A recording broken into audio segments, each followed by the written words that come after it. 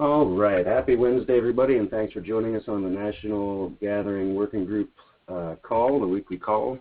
It starts at 6:30, and we are about to begin. There are 12 people on the call, and there's a couple new people as well. So I'm going to go over how the hand signals work and how the things on the call are going to go, and then we'll get into check-ins from everyone.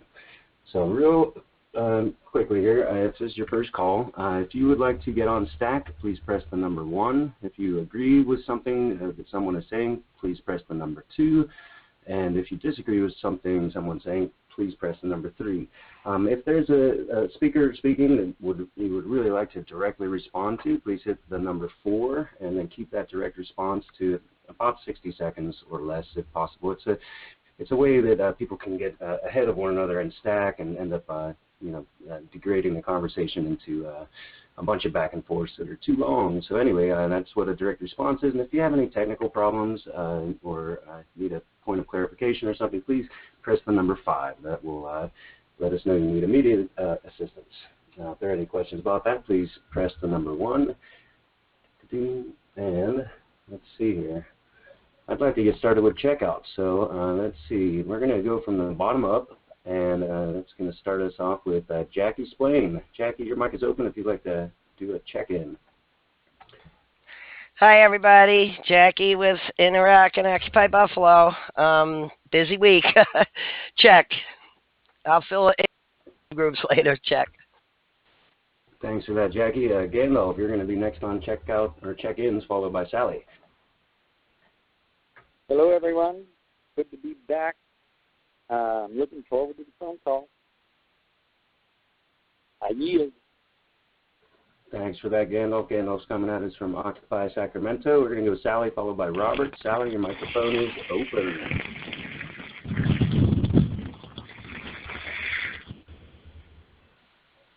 Sally, can you hear me? All right, we're going to get back to Sally for a check-in after we hear from Robert. Robert, your microphone is open.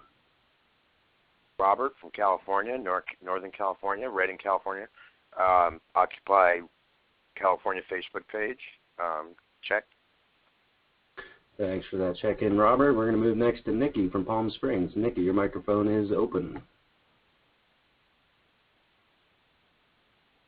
All right, and then sometimes Nikki's traveling. We'll try to come back to her.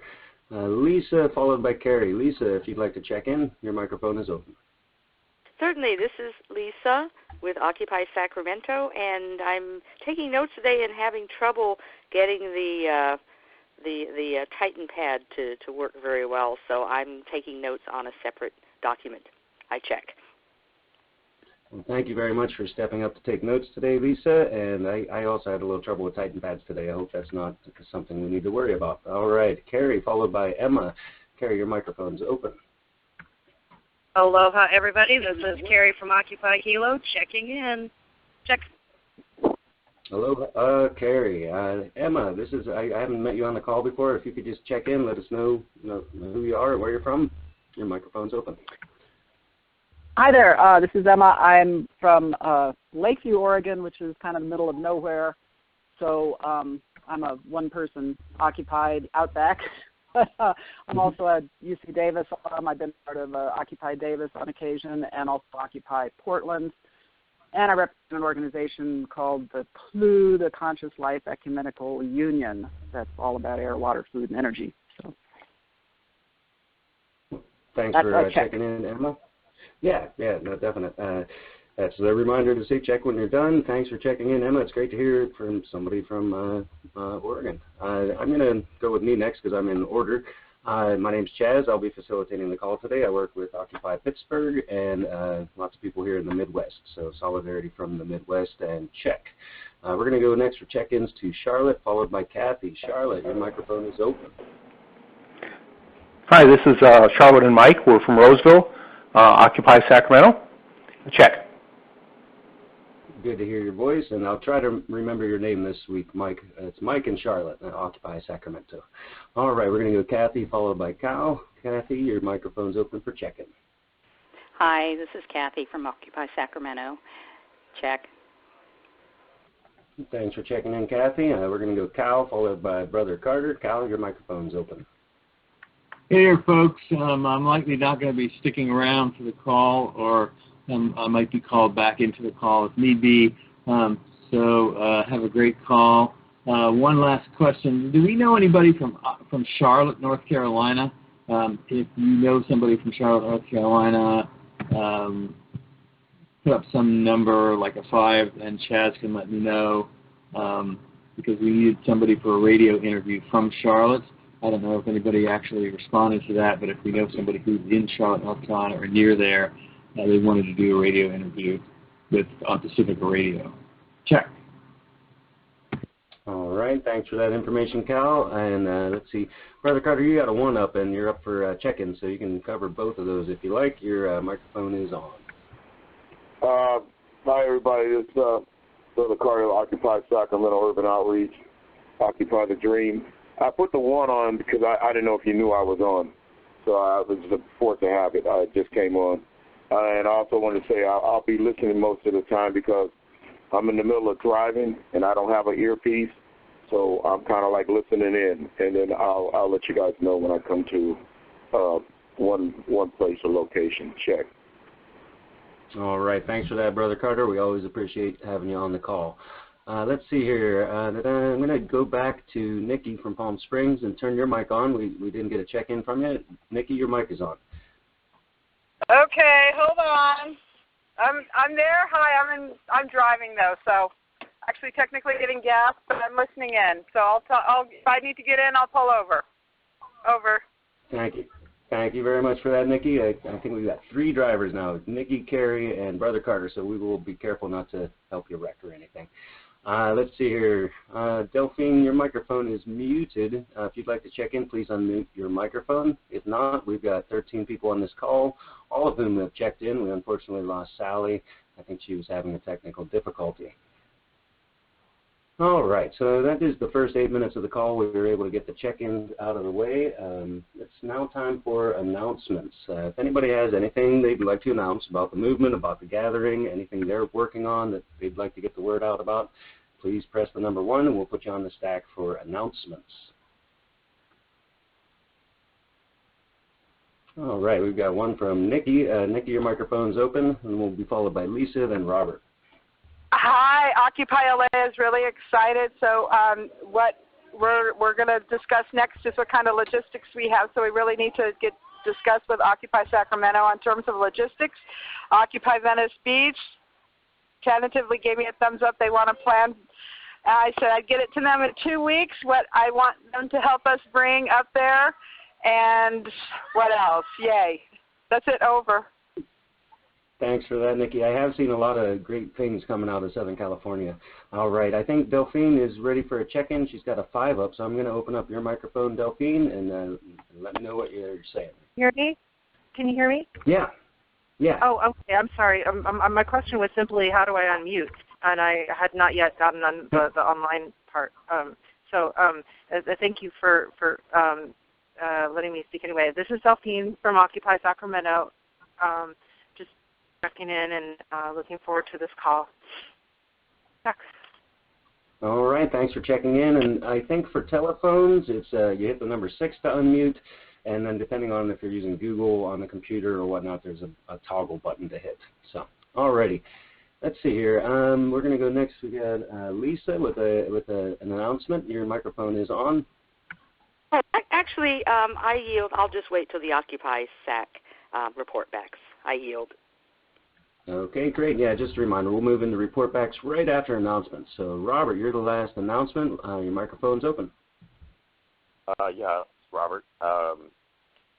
Ray Lewis is on board for doing an online fireside chat component at NatGat for us from his location wherever he'll be at the time. Check. All right, thanks. That's a great announcement because I did hear last week that Ray's not going to make it. You got twinkles from me and Nikki, and maybe other people will be twinkling but can't get to their phone. So, all right, good announcements. I do have one announcement. The caravan planning is picking up. People are starting to, associate themselves with rides and routes, and we're doing planning for the I-80 corridor on the Facebook page. We got a a bunch of people working on that, so it's good news from the Caravan people. Check. All right, at this point, if anybody else has announcements that they'd like to do, please press the number 1 and we'll do it. Otherwise, we're going to move on to report backs, which really a lot of people, I think this call should be mainly about report backs, so I added a couple extra ones in there. So, all righty, we've got happiness from nobody's on announcements, so moving to report backs. And the report back subcategories are Sacramento, Outreach, Media, Finance, Workshop/Program, the All Streets report back, the Lumio report back is the one I just added, and then as needed, the admin and tech report backs. So just so you know what the categories are. The first one on the list is going to go first. This is report backs from Sacramento, and Lisa's got her hand up, so I'm going to call on her to give that report back. Lisa, your microphone is okay. open. I will report back, and rest of Occupy SAC people, if I miss anything, please go ahead and put your hands up and fill in. We had a Occupy SAC NatGat planning group meeting this past Saturday. A few things to come out of that meeting is that many of the folks feel very overwhelmed that there are too many sites being used for communication. Different people use different sites. As a group, we encourage the use of Lumio for discussion and voting on items that need decisions. We like voting on the call too, but people should be expected to have done their homework, read about the issue on Lumio, so we have fewer questions and discussions on the call and can have more effective decision making on the conference call. We also talked about the importance of having music at the NatGat. So hopefully when the speakers groups get together, we can start talking about musicians too. And finally, we talked about expanding into campuses, local campuses for a sleeping venue, and Delphine brought up an excellent idea of seeing if we might be able to use dorms at the Sac State University. So she is going to check into that. I think...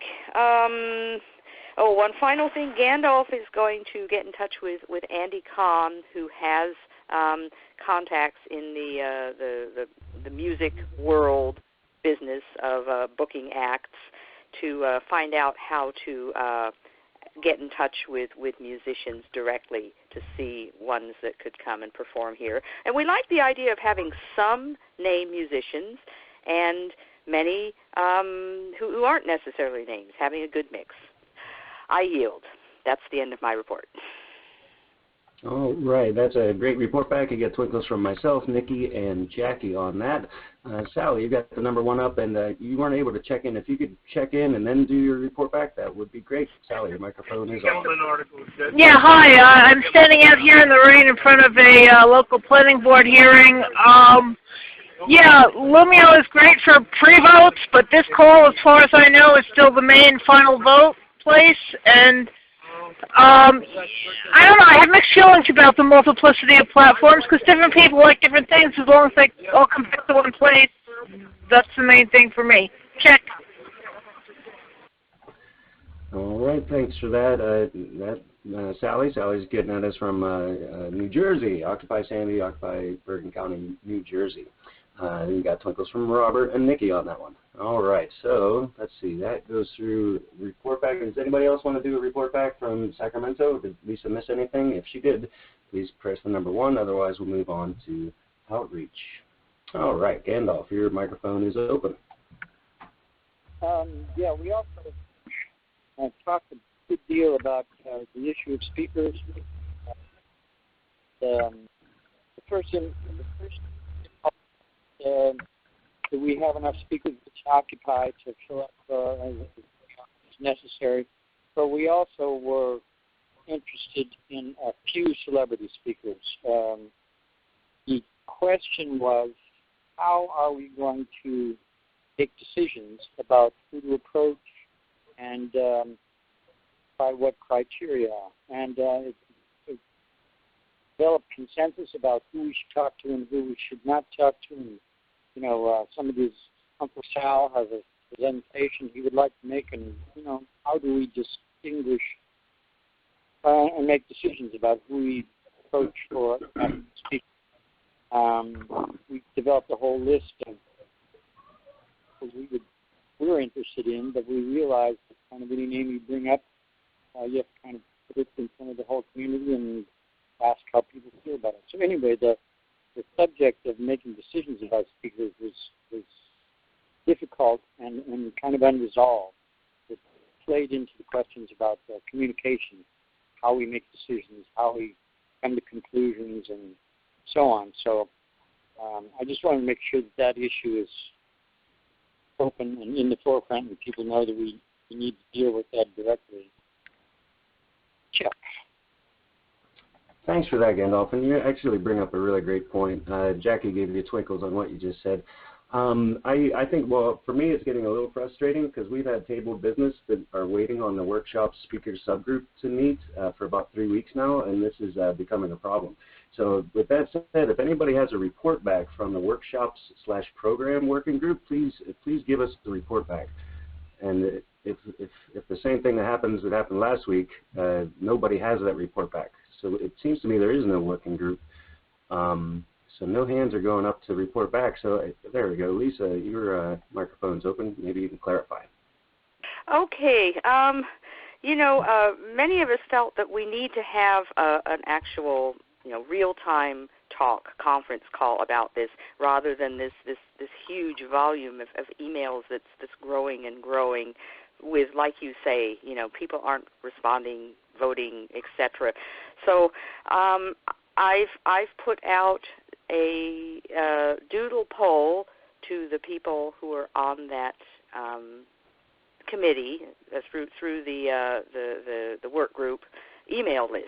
And so as of now, only Cal and Jackie have responded. So please respond. I'm trying to set up just a 1-hour conference call for next week. So if you're on that work group, please respond to that. We will get together and talk. We'll talk about whether we want to have more conference calls or just communicate by email. What's the best way to communicate? We can talk about decision making. So please respond to the doodle poll so we can have our call next week. I check. All right. You got twinkles from Gandalf and a direct response from Jackie. Jackie, your microphone's open. Yep, and I just wanted to remind that, at least in my mind, this speakers, we kind of misnamed the group. It's really sort of the structure. I think it'll be the group that pulls everything together and puts it on the schedule, makes sure there's no duplicates in the same time slot and that. But as far as speakers, like I mentioned last week, people can, number one, if you want to invite somebody you think is controversial, just send out an email. If nobody objects in a day, get a hold of them. I think that's what we should have been doing all along. And then people can sign up on the volunteer form, the last question, and or send an email to natgat2014@interoccupy.net. I think we should be fairly autonomous unless you're inviting, some controversial figure that occupiers wouldn't like, which I don't see any of us doing. I guess that's it. Check. All right. Thanks for that, Jackie. Lisa, your microphone is on. I'm sorry. I should have pressed 2. Oh. Sorry about that. Yes, Lisa has twinkled what you just said, Jackie. Let's see. This is a pretty important topic, I think. Does anybody want to chime in, have a discussion about it? All right. We've got Brother Carter followed by Cal. Brother Carter, your microphone's on. I just wanted to say on the speakers, those are diligent areas, especially when I'm trying to get somebody like Cornel West. Things have to be in order, and they have to be right, in order for him to make a commitment to doing anything, not just this here. As long as I've been in communication with his people, that's basically how he works. So I don't think that's going to be a problem with any speaker or getting anyone to that has anything that's basically going on that everybody is solely aware to. I think it's more or less of us just setting the stage first, and once that's set, then we can. As far as with me, I can only speak for myself, is to have the people that I'm trying to get to come to the NatGat make a commitment. But I can't make them make a commitment or give me a commitment until we have things that are solidly done and that are in place. Check. Thanks for that concern, Brother Carter. I echo your concern. Let's see here. We're going to go to Cal next, and that's followed by Nikki, Gandalf, and Lisa. Cal, your microphone is open. Yeah, I want to just echo what Brother Carter just said. Having been keynote coordinator for a conference for several years and trying to get top names, I know the sensitivity there about having things lined up.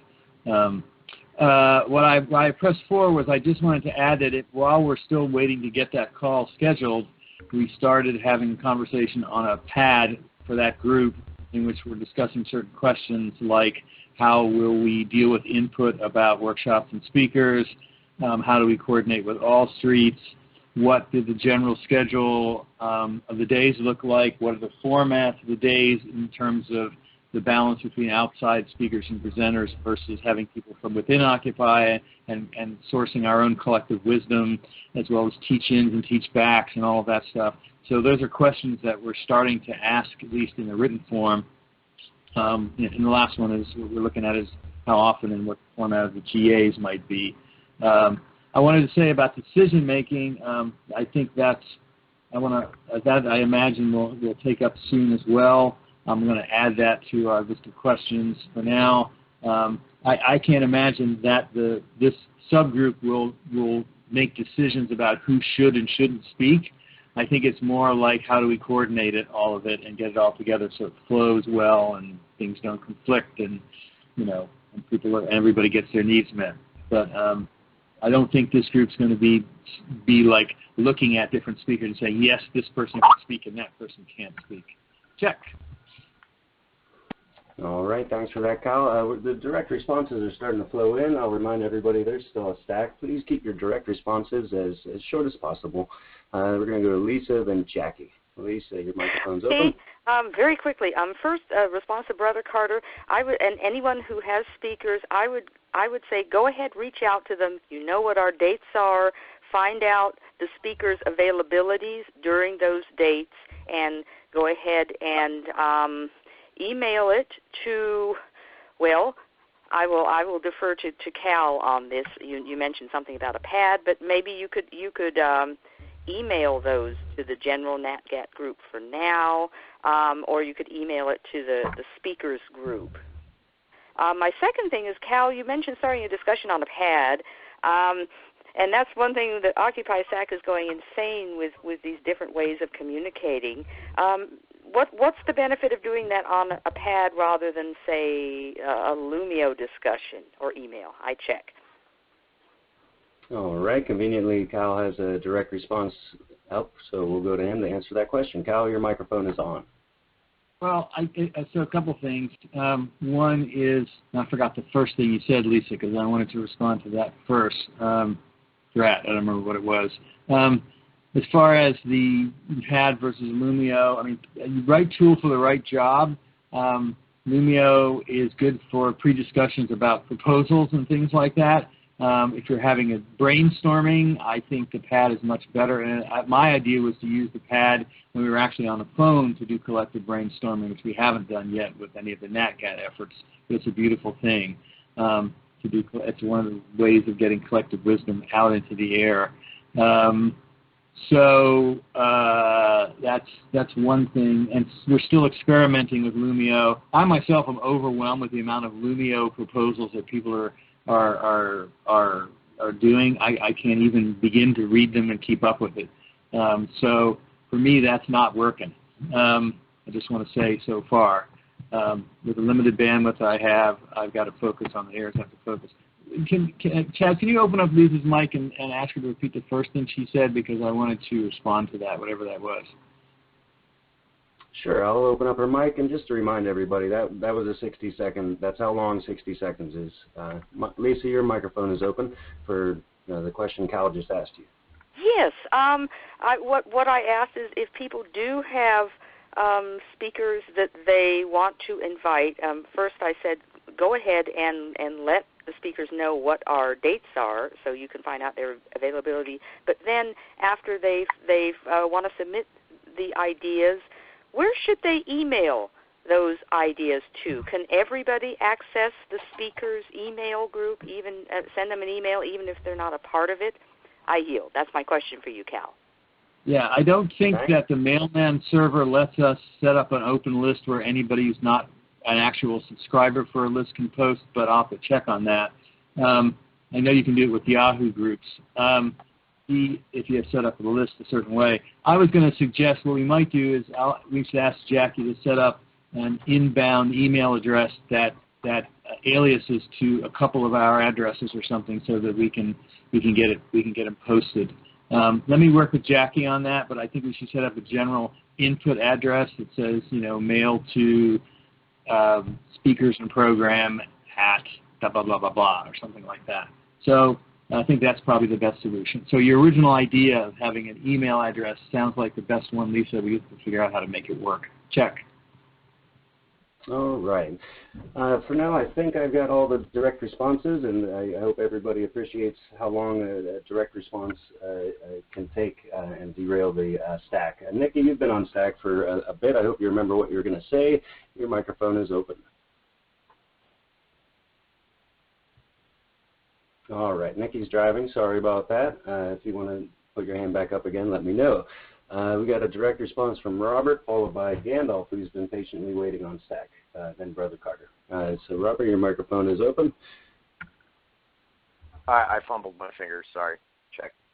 Oh, that's all right. I'm going to put the hands down to clear that up. All right, let's see here. Gandalf, you are on stack. Your microphone is open.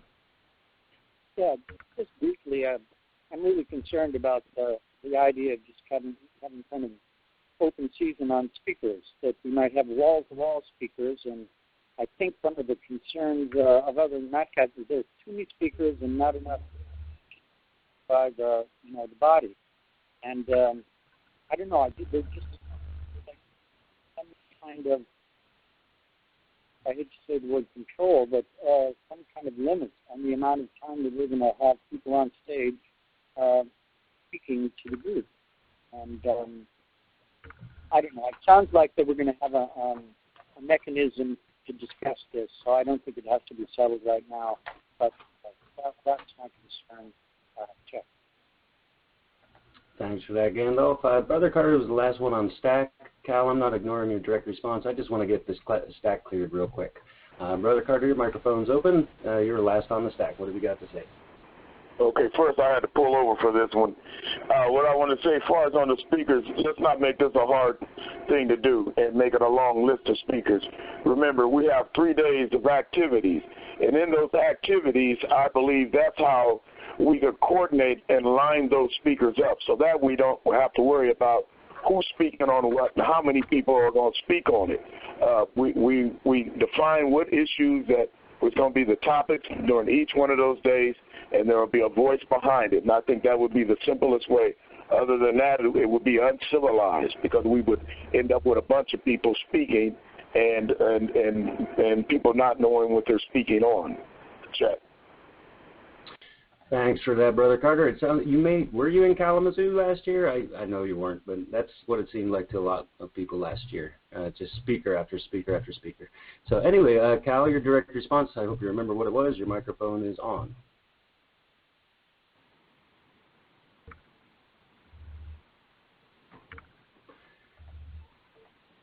Cal, you had put up a 4 when. Sorry, I had my Skype on mute. I apologize. Speaking to the wind. So start with to respond to Gandalf's question about the balance of having being too speaker heavy. That is, I imagine, one of the things that the subgroup is going to discuss, especially given the pushback we've heard about some of the days last year. I want to give a visual. Also offer a visual from I think Jackie and I, and maybe Chaz, I don't know if you're at the first year, the one in Philly, but for those of you who are in Philly, we had a speakers and workshops work group set up a schedule, and then had a grid with those things on the schedule with movable pieces of Post-it notes. We ended up extending the grid to have several more slots at different locations. And because we did it outside, we had colored flags where people would with that colored flag to some spot on the grounds, and people would sit and go find that colored flag if they wanted to join that particular session. So that way people could do impromptu things on the spot, as well as things that had already been set up on the schedule. And the speakers group was continually throughout the first gathering working to make sure that things didn't collide with things that we had specially done. There are a few feet that got stepped on last year when people thought they had the entire gathering to themselves, like they were giving a keynote address or something like that. We have to sort that out as to whether we even think that's appropriate in this case. And probably, especially in the case of somebody like Cornel West, we have to figure out how to make that work. So I imagine that would be rich fodder for conversation for the subgroup over the next week or two. Check. All right, thanks for that, Cal. We got twinkles from Lisa and Jackie on what you just said, and we're going to move to a direct response from Jackie. I think it's a little out of turn. I'm not sure what it's for. Please clarify. Your microphone is on. Okay, thanks. Yeah, I had one direct response, but then I also was going to, Cal just covered the second thing I was going to say, that usually, well, my experience the last few years, there's like a schedule of speakers, but then there's also open spaces where occupiers, they don't want to go hear the scheduled speaker, and they just go plant a flag over at this end of the park and, put it on a board, and people know they're talking about foreclosures or prisons or whatever, and you go over there and do that. The thing I wanted to say, and I don't remember if it was Carter or Gandil, somebody I was responding to, one way that we can start shaping the schedule can help the speakers group. But there is a schedule template. Send it out on email. I'll do it again tonight, hopefully if I remember after the call. It would be great if Occupy Sacramento comes up with what they think the schedule should look like. Then the working group comes up with what they think the schedule should look like. There's already one on there from All Streets. And then the speakers structure group can kind of meld them together and come back to this group with a proposal. And then we'll, go at refining it and all that. Check. All right. Thanks for that, Jackie. All right. Cal, you got some late twinkles from Brother Carter I didn't get to announce. And Lisa, you have a direct response. We're going to go to that, and then we should focus on finishing report backs. We're getting into old business, which I think really is important to talk about this, but we should finish the report backs before we go much further. All right, Lisa, your microphone is on. Jackie, where are those old schedules so we in Occupy SAC can take a look at them? Thanks. I check. Good for that. Jackie, if you could directly email that to Lisa or put a link up in the staff chat for it, that would be great. All right. I'm going to put all the hands down, and that was report backs from Sacramento and the workshops, programs, working group, and we got a little bit of All Streets feedback there. So that said, if anybody has a report back they'd like to do on outreach, please press the number 1. We're going to give this a few seconds because we're changing up pace here. But I think we're doing well. We're 35 minutes into the call and halfway through report backs. All righty. So nobody's doing the outreach one. And you can still press 1 and do an outreach report back later if you like. But next is up for media. If someone would like to do a media report back and tell us what that group's been working on over the last 7 days, please press the number 1.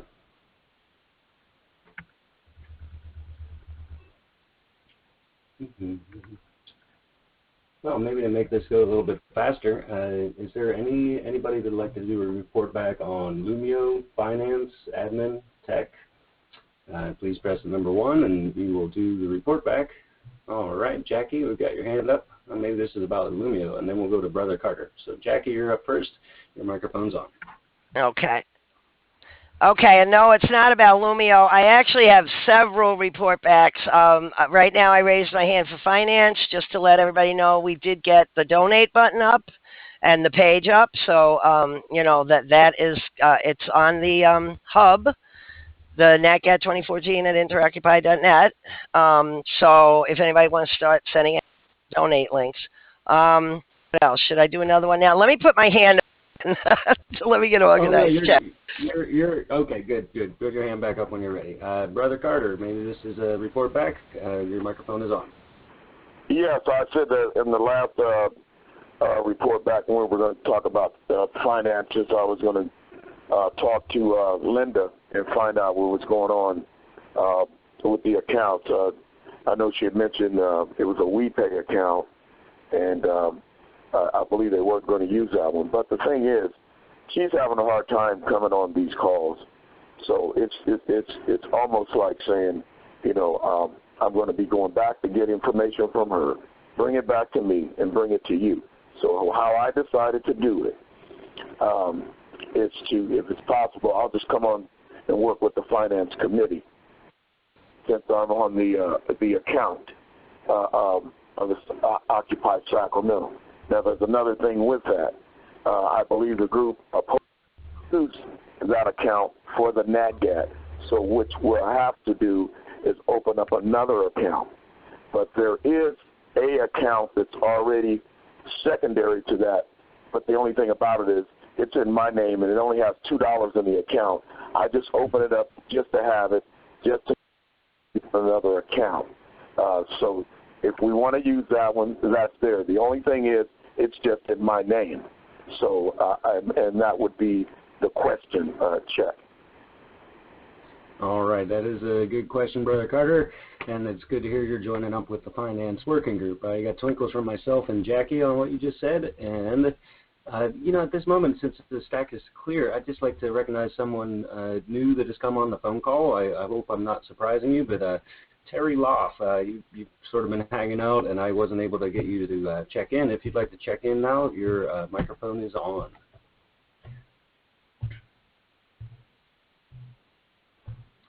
Terry, sorry it took so long to recognize you being here, but your microphone is on. It may be on mute. We're not hearing what you say. All right. If at any point, Terry, you'd like to check in, please press the number 1. That said, Jackie Splain is ready to do report back number 2. Your microphone is open. Okay, and just real quickly to Brother Carter, Lisa did ask me to add you to the finance list, so I will do that very shortly, tonight or tomorrow, and then you should get a little welcome message that you're on the list. Okay, a couple of different groups. Admin, been doing a ton of admin stuff this week. Got the hub updated. I wish everybody would read. I just went ahead and sort of updated what Brian had, put some of the new stuff that we had. Make sure everybody's on board with the paragraphs on the home page that I wrote. Also, buttons. We have a donate button up, and I've asked Andrea to put up a button ShareTribe for Lumio. Since we use Lumio so much, you may as well be able to connect to it right from the hub, and an FAQ page. And I don't have the pad number off the top of my head. I was going to say if anybody wants to add to the FAQ, you know, frequently asked questions. I don't even remember. I set it up 2 months ago. I have to go in and fill in some links. So, okay, I think that's it for the hub. In the meanwhile, some other admin work. I got ShareTribe up. I could talk about that. It's under old business. And let me just make sure. No, I guess that's about it. And I'll talk about ShareTribe a little later. Check. All right. Thanks for that, Jackie. Yeah, we will definitely get to talk about that in the old business. And that said, the stack is all cleared up. We have one new addition to the phone call, and that's Donna Pirana. Donna, I'd like to open up your mic so that you can give us a check-in real quick and let us know how things are with you. Your microphone is open. Hi, everybody. Yeah, I'm sorry I got here late. I'm just finishing up my move now, and it's 95 degrees, so I am just actually chilling and loving, just doing nothing and listening to you good people. So carry on. I checked. Thanks for that check-in, Donna. Just so you're aware, I did what I said I would do last week, which was bump your new business about Occupy the Musical to the old business. So just be aware that that old business is coming up shortly. So let's see here. We are about done with report backs. We're almost about 40 minutes into the call, so that we're a little behind, but doing well. If anybody else has any report backs from any people out there doing work and want to just tell us what you're doing, please press number 1. If no ones come up, we are going to move on to old business. All right, so that's it for report backs this week. Thanks for everybody who did one. All right, the old business. We on the agenda here, there's tabled business that's been tabled until the workshop speaker subgroup has met. So we did luckily get to speak about that and clarify any questions people had about the speakers subgroup, and I think we cleared up a lot. If anybody wants to discuss that a little bit more, please start a stack by pressing the number 1, but technically we shouldn't really be speaking about this until the subgroup has met. So that said, Donna, there is I think it's a proposal, I'm not sure, maybe it's just a brainstorming idea from the old business section, Occupy the Musical. You had put that on the agenda, I think, about 3 weeks ago. If you would like to open up discussion about that, please press the number 1, and I will open your microphone. All right, thanks, Donna. Your microphone's open. Okay, hi, yeah, everybody. Well, you know, with like less than, well, I think like 3 months we have until the gathering, one of the things I've noticed from previous NatGats is that we don't, I feel, have a balance of right brain and left brain activity, shall we say. We do, but there is a lot of spontaneous performing with people with guitars and singing songs and just gatherings where people begin to do something like art or Chalkupy or something like that. So this idea, just coming from me with my degree in anthropology, is a way of spending an hour at the NatGat. I would suggest, I mean, I don't see why anyone would be opposed to this, but to me it would be a beautiful thing to have everyone arriving, possibly that would be interested in taking part in a performance piece to play certain parts that tell our collective oral history through music, dance, and spoken word, whatever people would like to do. I think that this is an important addition to this year's NatGat for several reasons. First of all, we're coming up on 3 years in the Occupy movement. We do have a history, and as I mentioned earlier when I brought up this idea, I think that sometimes people, people just keep going in Occupy. We don't quit. We're like Energizer bunnies. We'll move somewhere else. We'll get involved with this. We're taking on a lot of things, and we're all pretty much spread thin. But I remember way back in the fall of 2011, when we first were hearing the reports of the students being beaten at Berkeley in California, at UC Berkeley, and I remember how shocked we all were. And this is just watching police beating on the students there. And then later we saw Officer Pike pepper spraying the kids at UC Davis. And that shocked us even further. And of course, no one can forget the original traumatic film footage of the 4 women who were pepper sprayed in New York City, the one woman just screaming and screaming. And I think at that point in time, we were all kind of shocked. I don't think really anyone really had thought too much about what the opposition was going to be. But in any case, our history has told, our history has shown that we have gone through a process which I think should be remembered in an oral tradition, which ties it with the First Nation people whose land we will be on when we celebrate this gathering. I think that creating a vision of how we see what our history is together would be an important collaborative thing and a spontaneous thing that we could do at the NatGat itself, given that we have some parameters. I certainly have spent several months now fleshing out an outline, and I'm eagerly looking forward to connecting with the playwright that Lisa spoke of that is up there in Occupy Sacramento, someone that is interested in plays. Also, Michael Basilis originally from Occupy San Diego and then over at Occupy DC and sometimes at Occupy Wall Street. He is absolutely amazing when it comes to creative pieces, and he has mentioned some interest in assisting, not so much before, but maybe at the NatGat itself. And I can envision him as a perfect stage manager, so to speak, of just keeping people organized and keeping the story rolling. that's pretty much all I have to say about it. I just really am very enthusiastic and have been doing a lot of work on this so far, so I hope that people can view it as just another, say, a slot for a workshop. It shouldn't be more than 45 minutes or an hour. Chris from Artful Activist San Diego has graciously agreed to bring a projector so that we can show the actual footage of films that were happening in the background as people are explaining the stories. And actually, certainly I've been reaching out, as you know, to people who have actually told their stories and whose stories we have heard. I mentioned last week that Captain Ray would not be coming to the NatGat. I was hoping he would, but he has agreed to Skype in if we're able to do this this segment.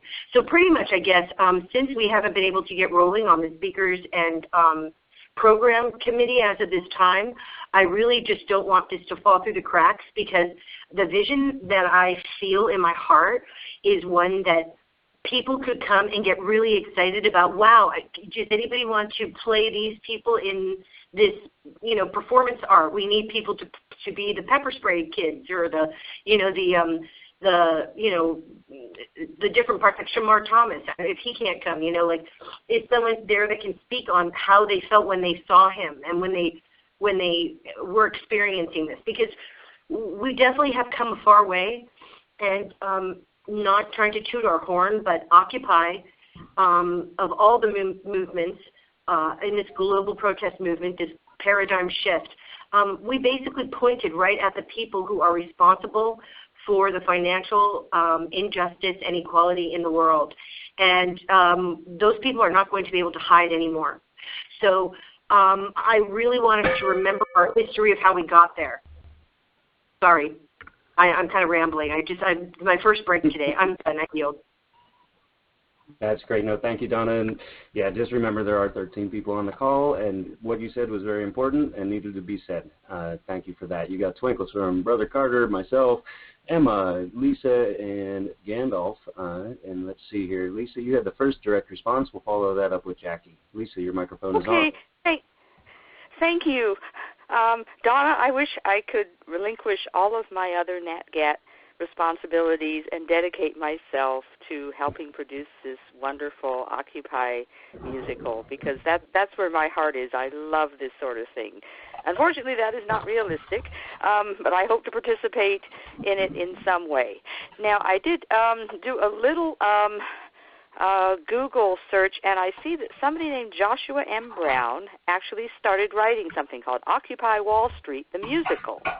And it looks like he's got, outlines, cast, so maybe we could connect sometime after the call, and maybe you could get together with him and see what he has already developed. I yield. Thank you, Lisa. Jackie, you have a direct response. Your microphone is open. Yeah, my direct response is that I love the idea, and I wanted to ask Donna if she is heading this up. I think that's one of the things when we bring these ideas, we got to then figure out who's doing it and who's on board. And the other suggestion, Donna, you can get on Lumio and put a discussion or a proposal and start getting people who want to join in on that. Check. All right, you got twinkles from Carrie and myself on that, because it sounds like Donna's leading it up. Donna, your microphone is open. There was a question asked of you. Yes, I really feel like this is an area where I would love to devote myself, and any help, obviously, everyone can collaborate. Obviously, we're a horizontal, and all these ideas are great. Thank you for the tip, Lisa. I'll look it up. And I do want to get up there and talk to your playwright. But yeah, definitely. I'm trying to get up there maybe this Saturday, or definitely by next Saturday I should be up there. So maybe we can arrange to meet at that time and then get something going on paper. And I'd like to work with All Streets on this too, if they'd like to, because they're artistic. I yield. Well, I think if All Streets people show up and this is going on, they're going to be tickled pink. So thanks for that. You got twinkles from Lisa and Jackie on what you just said, and let's see here. I'm going to put all the hands down. I don't think this calls for a temp check or anything. Your proposal is fine, Donna. You're taking it on autonomously and asking for help, and it's been pretty transparent. So if anybody wants to speak to that, please press the number 4, Gandalf. You are open mic. Yeah. Oh, I'm sorry. I just I lost for a moment what it was that I wanted to talk to you about. It's something about the music. Oh, I know. It's about the archiving of what we're doing. I'm hoping, I haven't heard too much about it, but something like Occupy the Musical and the speakers and the music and some of the ideas, this should all be on film. I mean, I hope we're archiving it for history, so that people can see how the revolution was accomplished. So I'm not sure if there is a group that's responsible for archiving and filming this, but I hope that that's going to be one of the priorities that we have, because if it's not recorded and it's not written down, it didn't happen, Okay, check. That's a good point there, Gandalf. You got twinkles from Jackie and myself on that. And Donna, I would like to directly respond. Donna, your microphone is open. Oh, yeah, I almost forgot the best part. I was thinking that if we could get this pulled together, and it seems kind of good, and we could do some promo on it before the NatGat itself, we could actually pre-sell like a MP3 download or something, like for 99 cents or something, to have people to have an actual copy of it that they can download to help to benefit and raise money for the NatGat. So that's actually, I can't believe I forgot to say that. That's kind of one of the biggest things, is that we can create something that's like a performance piece that we can use as a fundraising piece as well. So if we, even to download something that's like an hour, or so 45 minutes or an hour for 99 cents, and people can pre-order it, and then, then when it's done and when it's filmed, we just upload it, and there you go. So it's an idea for fundraising as well. I yield. No, that's a great component to any really good organizing ideas. How can you get a little money? I got twinkles from Gandalf there, and I just wanted to respond to what Gandalf had said about the archive. Last year's, for the first year's NatGat, I was not tech savvy enough, but for last year's NatGat, I was able to curate a bunch of content and put it on the National NatGat 2013 archives on Facebook, and so that's was really useful. All I did was scrounge the internet to find as many videos, pictures, and things like that as I could, and then put them all in one place to curate that content for the future posterity. So thanks for bringing that up, Gandalf. Let's see here. We've got some twinkles, and we've got to keep moving on this agenda. So. Is there anybody else that would like to speak about Occupy the Musical, or maybe on the general topic of autonomous, projects that people are going to take on, or anything like that? If not, I think we might be moving on to new business. So, all right, with no hands going up, I'm looking here at the old business, and it's a lot of the speakers stuff, and I had typed something on the agenda. Basically, I said, if we as the Occupy bring the people, then the speakers will be able to come there and find people that want to listen to them. So that was my keep it simple idea. That said, I'm going to close out old business. If anyone is objecting to closing out old business, please press the number 1 and you will be called on. If not, we will move on to new business. All right, so with the new business, there's an order on the agenda here, but I'm going to try to get to Jackie first. There was a lot of positive response on the internet to the ShareTribe site, and the ShareTribe site worked really well for us last year in coordinating rides and even getting some porta potties, I believe. So, Jackie, if you're ready to speak about ShareTribe, please press number 1, and then I'll open your mic up. All right, thanks. There you go. Okay, great. Yeah, I think I had a little brain cramp with ShareTribe, because I've had it on the agenda for weeks and weeks and weeks, like we needed to make a decision, but actually this was a tool we used last year. I went ahead over the weekend and updated it with all our new pictures and info, since we did use it last year. For anybody that doesn't know, it's a site. Unfortunately, you do have to sign in. You know, I know everybody's getting sick of multiple sites, but people can, mainly for ride shares, put in that you need a ride or you have a ride. But we can also for other things like goods and services and spaces. I had talked to someone, Lisa, via the email, and I think she did talk to OCSAC during the meeting 2 weeks ago, and we really just haven't had a chance to catch up about it. Another component, so okay, Share Tribe is up. Everybody go check it out. It's, I don't have the, OccupyNationalGathering.ShareTribe.com, just like it sounds. But the other component was sort of to do it as a mutual aid site. This idea came up last year, and we really didn't have like the people power to make it happen. But let's say somebody wants to donate porta potties or tents or tables or something, and they're just going to, you know, from long distance, they're going to go and look online, and they're just going to pick out some place and send it over to you guys. My proposal, if there was any energy, Brother Carter is the urban outreach, he might know best how to do that, is if OCSAC wants an outreach sort of thing where they go to the merchants that they know are movement friendly or maybe collectives, grassroots groups, and say, hey, you know, do you want to, can we put your name up in there on Share Tribe that you can get a tent here, let's say. And at the same time, you can hand them a flyer about NatGat, and it can be a dual thing. They can advertise for us, we can advertise for them. The money stays local to the community. Instead of ordering something through Amazon, they'll order something through a local community. So that part we still have to get together on. I'll keep up the emails with Lisa and start talking to Brother Carter or anybody else from SAC that wants to, you know, send me an email.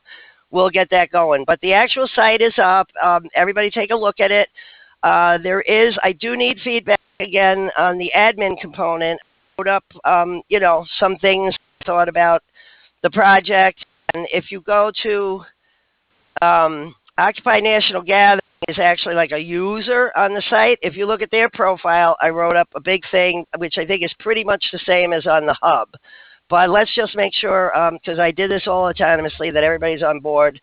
It's very easy for me to go in and check, change, edit anything that we need to do. And I think that's about it, unless anybody has questions. Check. All right, thanks for that, Jackie. I got twinkles from Brother Carter and Gandalf and myself. And yeah, I don't know. I don't know if this is something that requires a temp check, but I guess I'll put the question out there. If anybody'd like to, you know, give approval to the Share Tribe, although I know many people have just heard of it, so it's I don't know if we can do an accurate temp check on whether or not we want to use this.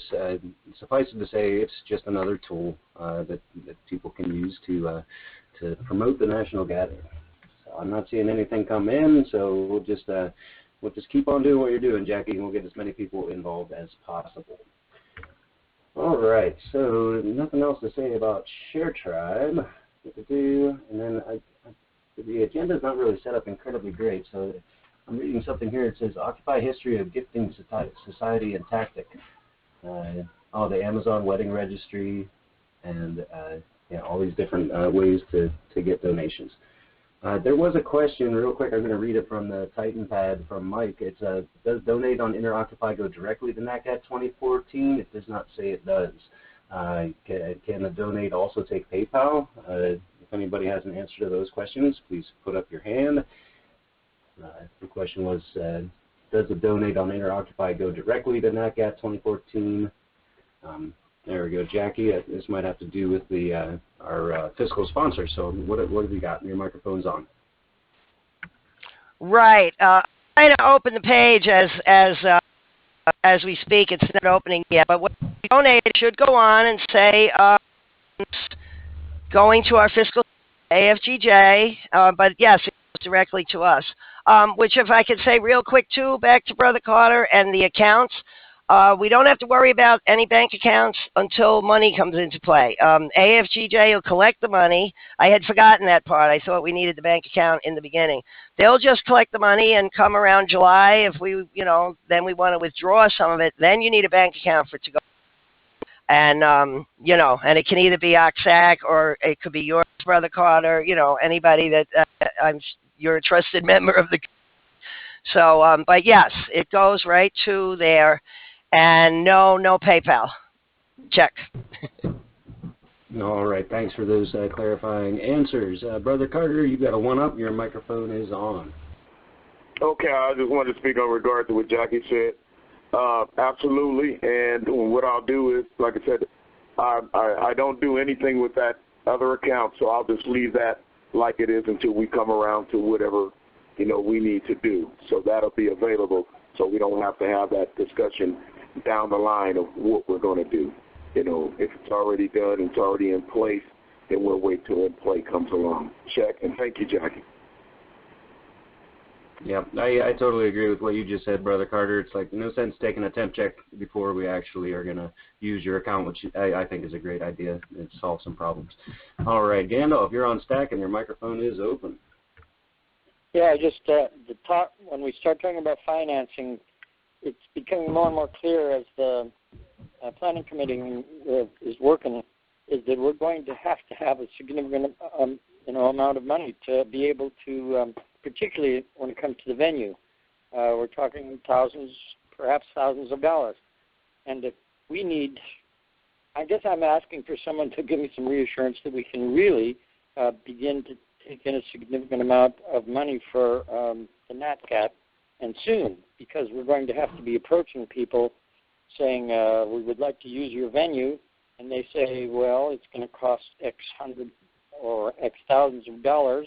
We say, we're sorry, maybe next month we'll have something. You know, we really need to roll on the financial issues as far as Occupy Sacramento is concerned. Okay, I yield.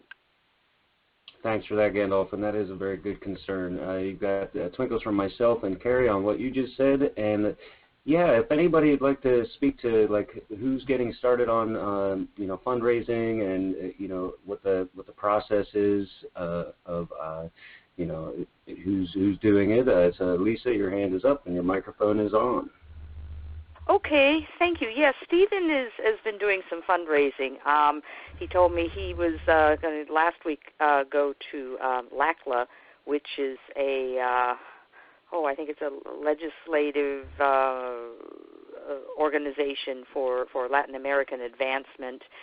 And I think he was going to ask for $300. So he has, I think he's been reaching out to organizations that he is a part of and asking them to kick in a certain amount of money. And I know Brother Carter has had success with that approach too. So that is going on. I check. All right. That said, I did contact people at Occupy Solidarity Network. Their process is a little difficult to try to get money from Occupy Wall Street, but personally, I'm working on getting any kind of donation from Occupy Wall Street that we possibly can. Jackie has a direct response for Lisa. Jackie, your microphone is open. Okay, and actually the direct response is for Gandalf. Yeah, as far as, I mean, the fundraising link or the donation link that's up, then people got to get out there and push it.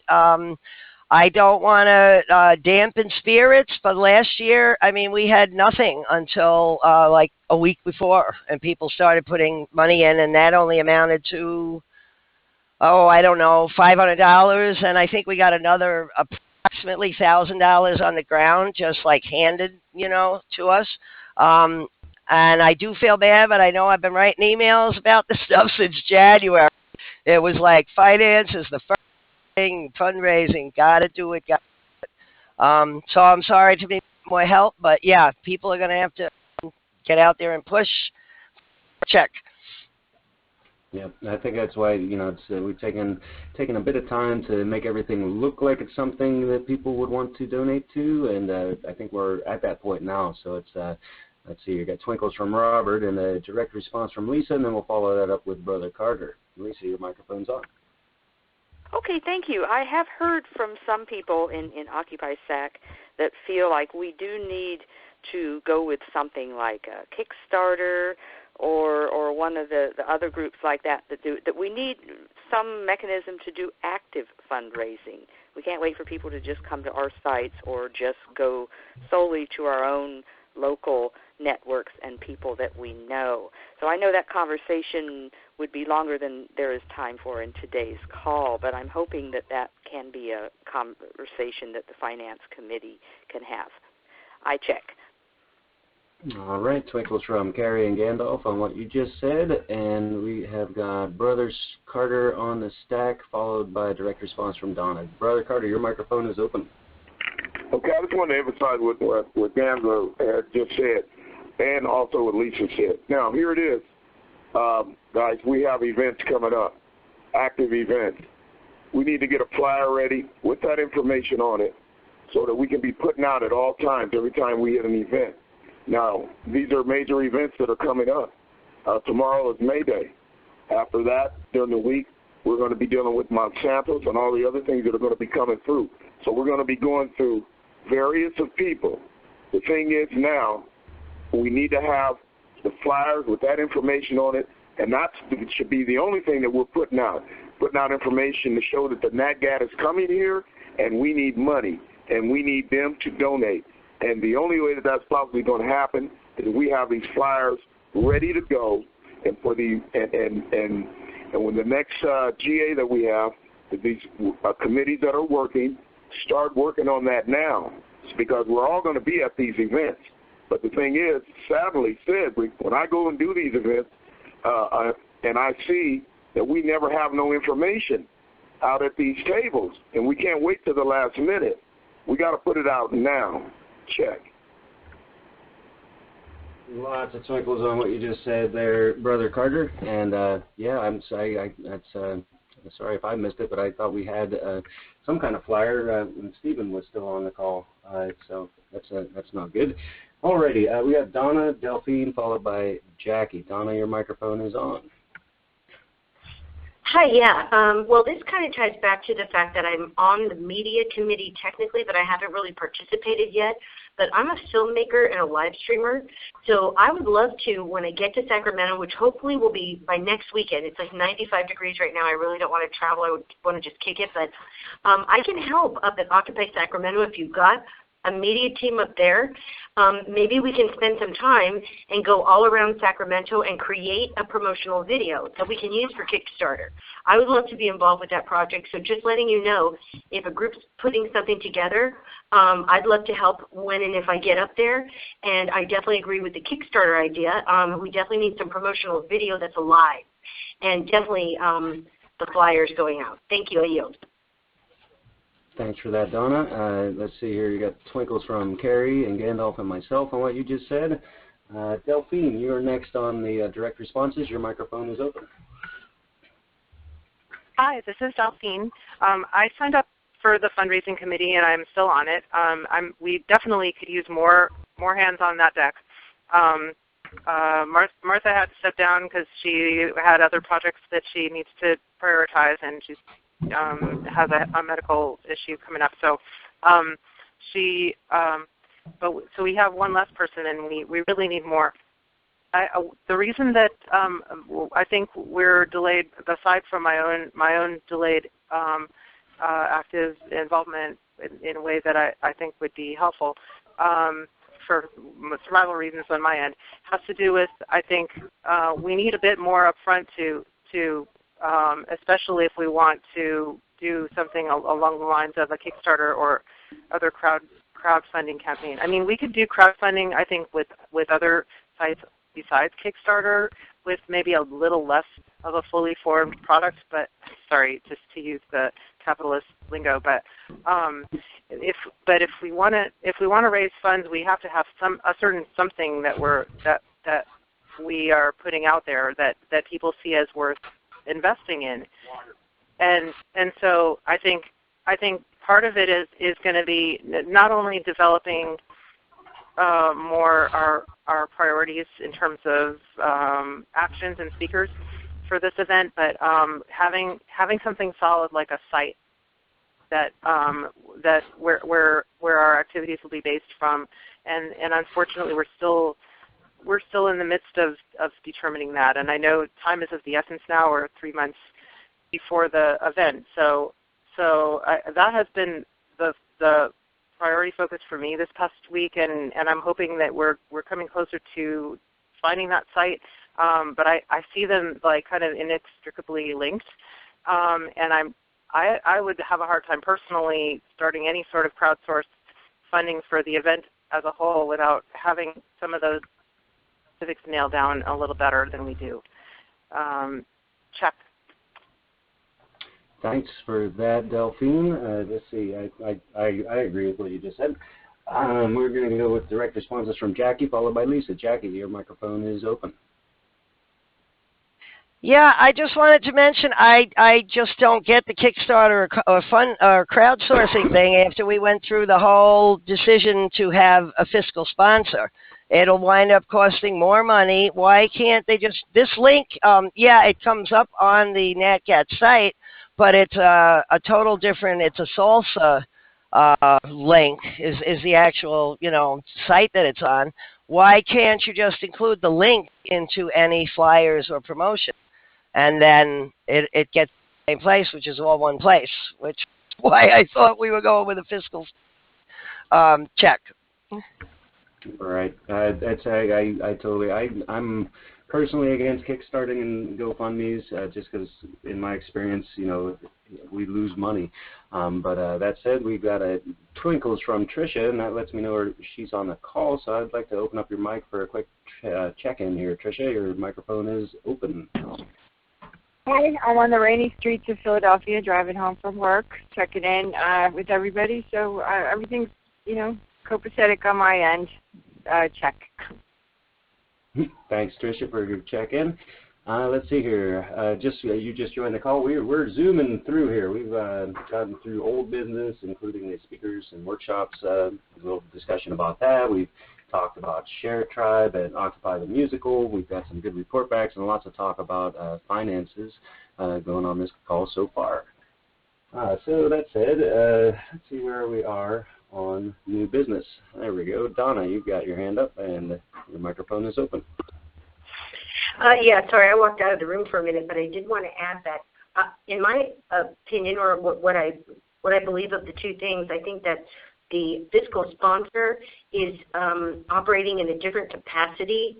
They would be handling money and doing the money, whereas the Kickstarter or whatever kind of video promotion we could use would be just raising money. So I don't see them as the same thing. I just wanted to add that. I yield. Thanks for that, Donna. And I had accidentally missed a direct response from Lisa. I'm going to open up your microphone now. Thanks, Lisa, for your patience. Okay, great. Donna said exactly what I was going to say. Yeah, the Kickstarter, I presume that they would send out email messages to large numbers of people who maybe have been known to donate to Kickstarter campaigns. That so hopefully it would help us raise more money. I like having both of them. And then my second direct response was to Brother Carter needing a flyer. So I'm putting this out to everyone on the call. Is there a flyer anywhere? It doesn't have to be detailed. Stephen Payen asked me to type up information for him to take with him when he approached groups for donations. And, I basically know what NatGat is about, the type of activities that we do, why we do it, and I was able to come up with a lot of information for him. So I think we can go ahead and put out a flyer and information, even if we don't have specifics yet. Hope we'll get specifics soon. I yield. All right. You've got Twinkles from myself, Gandalf, and Jackie on what you just said. And, yeah, I wish we could get some flyers for tomorrow. If not, definitely by May 24th for the March Against Monsanto. There's lots of great things, lots of great outreach opportunities going on. So let's see here. If anybody can whip up a quick document that's easy, like black and white, cheap to make copies of, maybe 8 little flyers on one piece of paper. If anybody's able to do that, please press the number 5. This would be something that would just give enough information for people on the ground in Sacramento to hand out to activists that are showing up for big events that would let them find our donate button real easily. Brother Carter, you've got your hand up. Your microphone is on. Yeah, I just wanted to respond to what Lisa just said. And on the go ahead on the flyer, just one thing that I would just want to emphasize on the flyer. You know, we have a national gathering of Occupy, but let's not leave out, and it's very important, the 99%. The 99%, because I think that's a very important wording to go in there because of the simple fact that when we touch all of these groups, when we go to touch the different organizations, the unions, and whoever else, let them know that they're a part. Because the thing is, and I'm just being honest, when a lot of people just see Occupy, they just think it's just an Occupy event, and they forget that they're a part of that, and they forget about that the whole thing was about the 99%. So let's re-engage them. So when we do the flyer, just to make sure that word is put on there. That's all. Check. Really good point there, Brother Carter. You got twinkles from myself and Jackie and Lisa on what you just said. Just a point of coincidence, last year at S17, the Occu Evolve, their entire theme was reconnecting with the 99%. And so yeah, I think there's a lot of happiness on putting like a 99% meeting in Sacramento, 99% gathering, come late July. So Gandalf, you have a 5 up. It sounds like you might be volunteering to throw this together. I'm going to open up your mic. You've got a 5. Yeah, I think considering that Lisa already has one kind of partly constructed, and we have meetings in the park that we can really get together and form a flyer that we'll all be happy with, and maybe be able to present it to the group shortly. So I don't think creating flyers would really be difficult for us, and I think the group at Occupy Sacramento, if no one else, should be able to pull that off. Check. Thanks for that, Gandalf. And as far as I'm concerned, anything anybody in Occupy Sacramento wants to do is you've got the autonomous authority to do that from this group, especially when it comes to outreach, and especially about these big things coming up in May. You got some twinkles from Jackie on what you just said, and I believe we have somebody new on the call. I don't want to call anybody out, but Charlotte, you have joined us recently, and I'd like to open your mic up for a check-in. Charlotte, your microphone is open. Or maybe this is Mike. I'm sorry if it is. Is there anyone on that part of the line? No, I don't know how to make this. The buttons didn't work last time. So okay. Been on there for 2 hours. Oh, well, 5 is for a technical problem. I'm not sure. I didn't see your hand go up, but I do think you've been kicked off the call a couple times, and that's why I thought you were new coming back on. Is there anything you'd like to say now? Your microphone's open. Sorry if I missed you with the buttons. I don't know if you're talking to me or not. Is this Mike with Charlotte's name?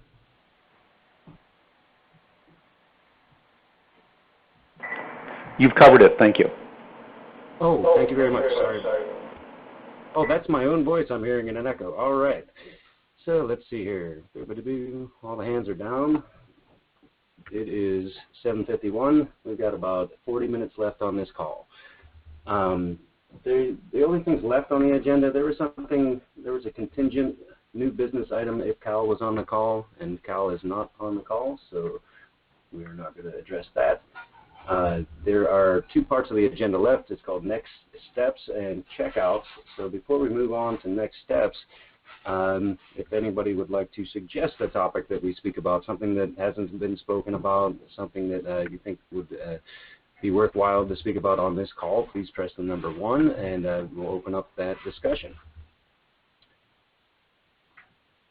All right, Nikki, we haven't heard from you in a while. Your microphone is on. Sorry, I had to get off the call, get back on, drop the call. I'm home now, so I can talk. I want to go back earlier in the conversation, and if you guys have already resolved it, right on.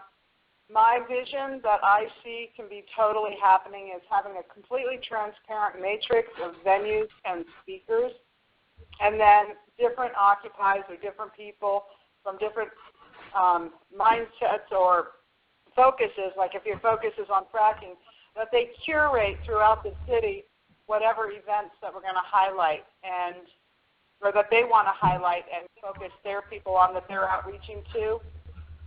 And that way we can take advantage of anybody who wants to offer up a venue, match with it, any synergetic group or speaker or whatever, and then just curate a bunch of different either topical or organizational time schedules that highlight moments that this visioning group wants to bring together, to bring the whole together, like at the GAs, like at the big actions on the thing, but otherwise having a very open matrix where anybody can contribute a space and venue, and anybody can organize anything, anywhere that there is available space and energy behind it. Over. That's my thought.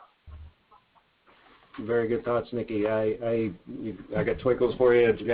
Jackie has twinkles for you as well, and that maybe bring up a good point that because we're still working out the program working group. There was a big issue last year where some people from the Tea Party were being invited to the national gathering for Occupy. And there were certain groups and speakers that were going to just not show up if anybody affiliated with the Tea Party showed up. So just to throw it out there are groups, that if we invite them, they might turn off other groups. And so it's a touchy thing. And, the open matrix and the transparency, I think everybody's on board with that. So anyway, it's just you got to be careful. Donna, you have a direct response. Your microphone is open. Yeah, I just want to say that right now, the entire nation is uniting.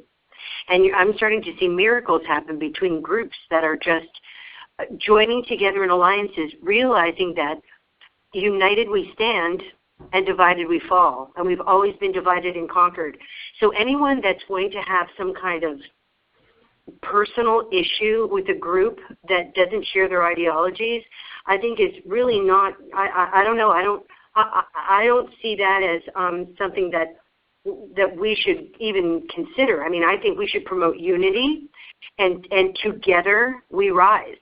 I mean, there's no ifs, ands, or buts like, well, I don't really agree with you, but let's, together we rise. No, it's together we rise. That means, right now we drop our divisions, we unite, and we do this. We figure out what we all need to do together. We create what we want. I mean, this is our time. So anyway, it's a little esoteric. I yield, sorry. You're doing great, Donna. You got twinkles from Nikki and Gandalf on that, and I wanted to insert one real quick thing. I spent 51 minutes listening to the Oath Keepers debrief call, and the drama that's going on at the camp at the Bunny Ranch is very similar to the drama experienced by Occupy Wall Street, and it's neat to see that the PSYOPs people are working with everyone. They're trying to disunite everyone. Jackie, I know you're on stack, but Daniel has just joined the call, and he had a 2 with what you were saying, Donna. Daniel, I'm going to open up your mic for a check-in. Your microphone's open. Hey, guys. It's me, Daniel, from Portland. Happy May Day Eve, everybody. April 30th, the day before May 1st. I'm really excited that NatGat 3 is coming soon.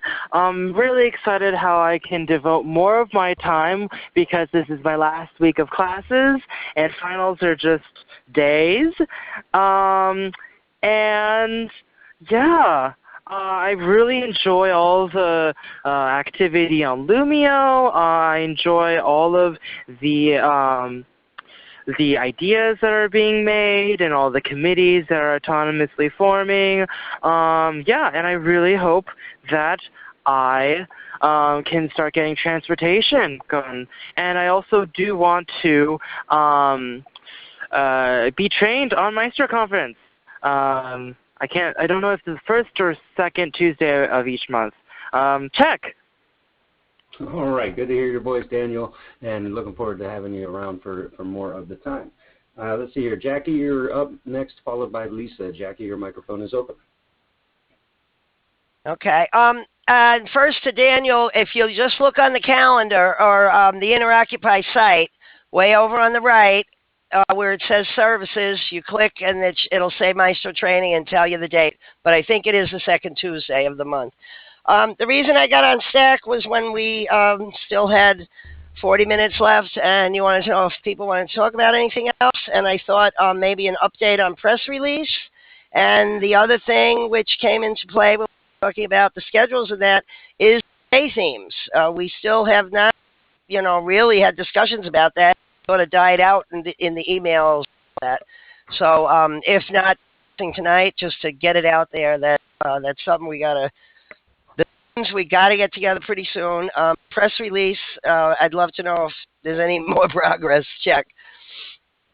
All right, thanks for that, Jackie. I am going to clear up the stack that we're working on now and then get back to the press release. So we're going to, you got twinkles from Nikki, and we're going to move on to Lisa, followed by Carrie. Lisa, your microphone is open. I believe you had a direct response.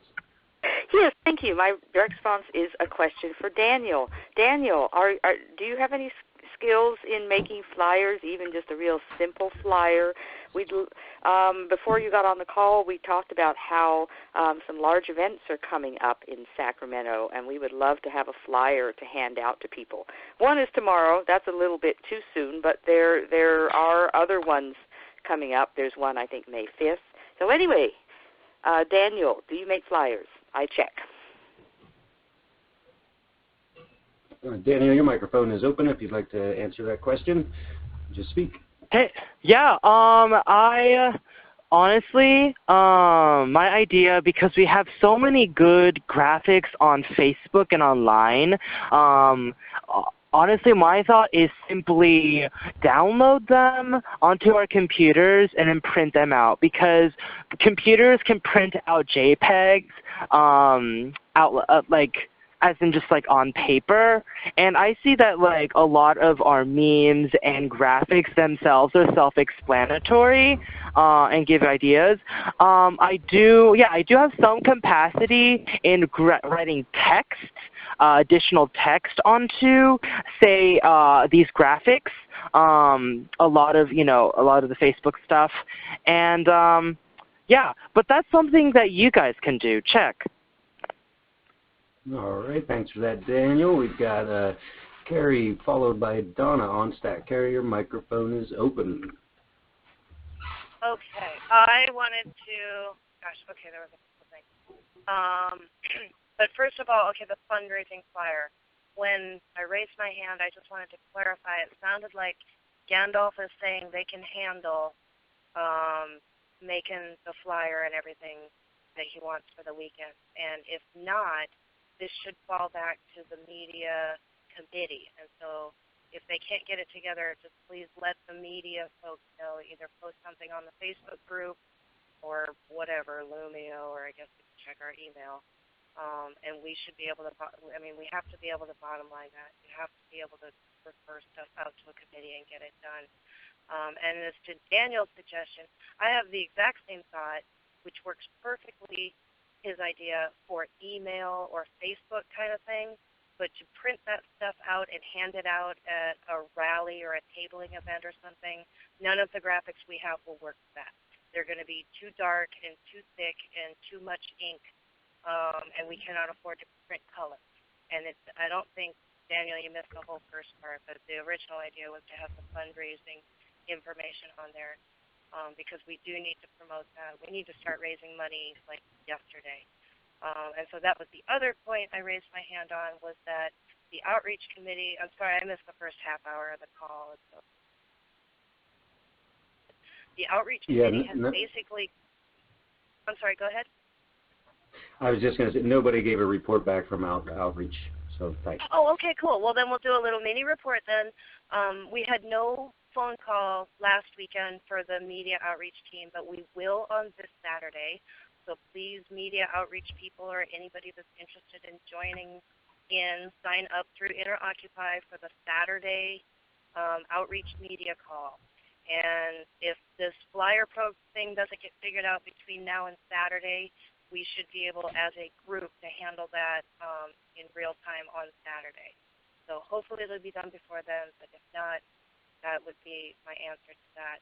And then, okay, as far as the outreach goes, we have pretty much gone through the entire list. I don't know how many pages. It's like this 40-page Google Doc list of all the occupies, and almost all of the active Occupy Facebook pages have been posted on at least once already. So now is a good time to go back after them a couple days or a week later with fundraising information. So it's a very good time to do outreach for fundraising, and I just wanted to offer that to people as a hopeful bit of good news. All right, thanks for that report back and all the good ideas. Carrie, you got twinkles from Nikki, Tricia, Gandalf, Jackie, and myself, and maybe Daniel. I'm not sure if that was up before. All right, we've got the end of this stack coming up with Donna, and I'm going to open up your microphone. If anybody else wants to get on stack, please press the number 1. Yeah, okay, so unfortunately, because all my graphic stuff is packed up, normally I'd be able to kick out a flyer like in an hour, you know what I mean, for what you guys need. And I really apologize that today might be the last day of moving. I'm going to stay here tonight, I'll be out tomorrow, and then hopefully I'll be able to set up and do my work. Can someone on the media committee develop like, I think it's called a QVR code, where if we have something that we can keep on our phones or just a photo that when we're talking to people, they can scan it and it'll go immediately to the pages. You know, if we can get a scan like that made for the flyers, we can make smaller flyers with less colors. And I do print, I know about the thing like, yeah, photographs is like going to be ink intensive. If you get them copied to like Kinko's or, you know, FedEx or whatever, that's corporate and they cost a lot. So doing our own printer, you're still using up a lot of ink. So having basic colors and limited information is key. So if someone could make a QVR code, we could put just something like Occupy National Gathering, Sacramento, July 31st to August 3rd.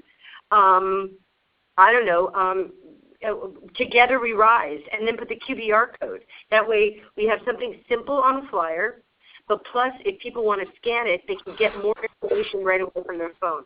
I yield. That's a great idea, Donna. For those people who are not aware of what she's talking about, I think it is called a QVR code or something, but it's you'll see it on posters and on stores, and it's a little box with black and white pixels in it. And if you scan it with the right app on a smartphone, then it directs you directly to where it says it will. We do have one of those already. It's located in the bottom left-hand side of the purple Phoenix meme, but I personally don't know how to extract it from there. So I will we'll talk to the people that created that meme and try to get the QVR code off of it so that we could add that to flyers. That's a great idea, Donna. You got twinkles from Nikki on what you said. Let's see. That was the last call for this stack. So if anybody else has anything to say on this particular thing, please raise your hand. If not, we're going to move on to a brief discussion about the press release. We have about 24 minutes left on the call, and we'd like to do some the checkouts and the next steps. So I think we got some next steps going now. We're going to make some flyers, and we're going to get a QVR code working. And we're going to have a media outreach call this Saturday, and we're going to start sending the fundraising information to all the active occupies that we've located. All right, so there we go. We have a direct response from Daniel. Daniel, your microphone is on. Hi, just wanted to remind you guys and disclaim I won't be able to make it this Saturday. I have a 3-day festival that I am attending. Check. That's good. It's the end of your school year. Take some time. Enjoy yourself. All right, and Nikki gave you some twinkles there. Let's see. That said, Jackie, you had mentioned you wanted to talk about the press release in our spare time we have this week. I'm going to go ahead and just open up your mic, and maybe you can, I don't know if you have a question or a report back, but your microphone is on. No, actually, I was asking for a report. Last I saw, media had decided on a press, got it up on Lumio, and then it went all over the place. Pretty much the consensus was to not use the one Daniel made, although I think we should still just put that out as a post and not necessarily the press release.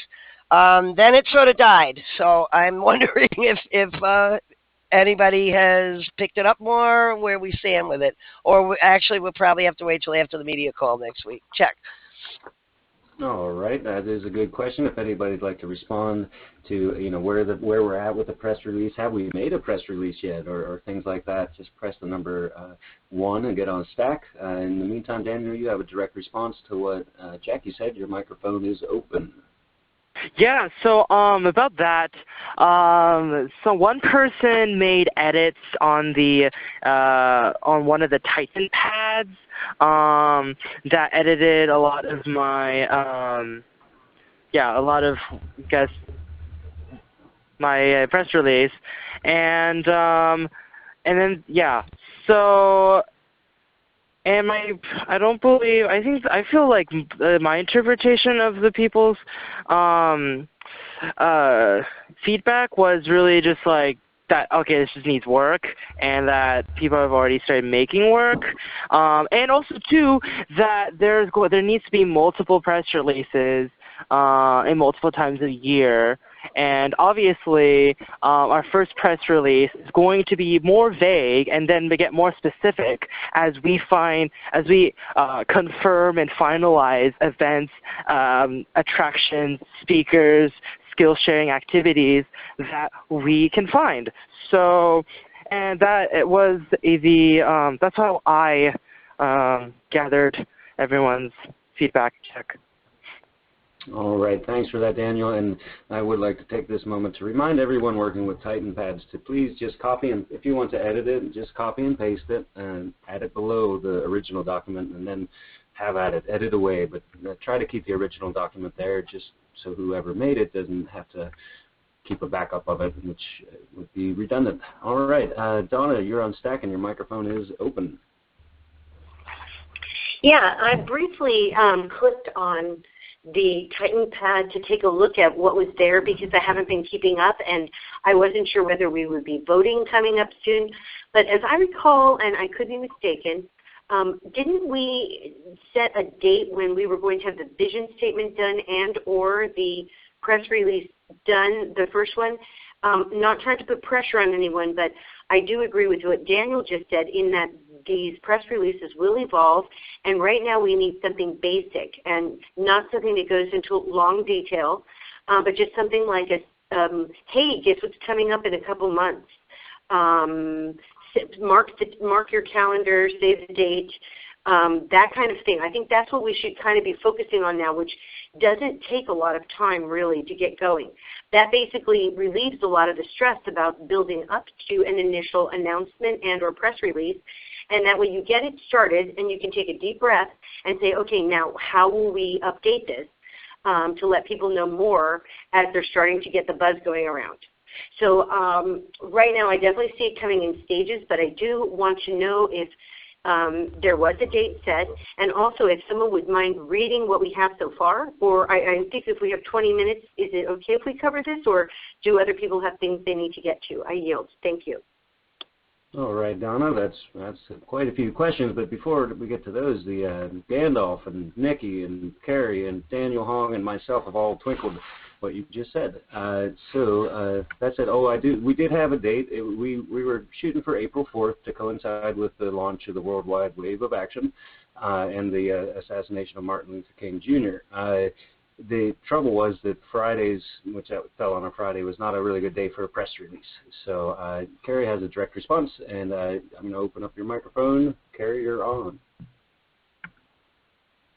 Oh, I do. I don't remember. But I agree with everything Donna said just now and everything she said last week about why this is done the way it is. But if the group has time to give some direction, the media team meets on Saturday, and we could talk about it again on Saturday. But personally, in my own personal opinion, is I don't see the urgency at all. And the fact is, we can write a press release, but then who are you going to send it to? Because nobody has addressed that at all. We don't have a list of press contacts. And so what are you envisioning? Who asked for this press release in the first place? And who do you want to send it to? Like the local OXNAC TV station and Rachel Maddow? Or, I mean, what? Check. Yeah, those are good questions as well. Personally, at least this should be on the national media calls on Thursdays. We should have a press release for our own Occupy press conference call that goes on every week. So that said, Lisa has a direct response. We're going to open up your microphone. Okay, thank you very much. In response to that, I think I'm hoping you can get in touch with our local media person, Cress Vellucci. He has lists for, I think, everywhere, all over the country, as well as, of course, intensive lists for Sacramento. I did ask him to get in touch with you, but maybe we can do the reverse. I see a note from Jackie that Tricia has been in touch with him, so maybe I can yield to Tricia. I yield. All right, you got twinkles from Donna and Carrie and Nikki on what you just said. And Tricia, I'm going to open up your microphone real quick to see if you can answer Lisa.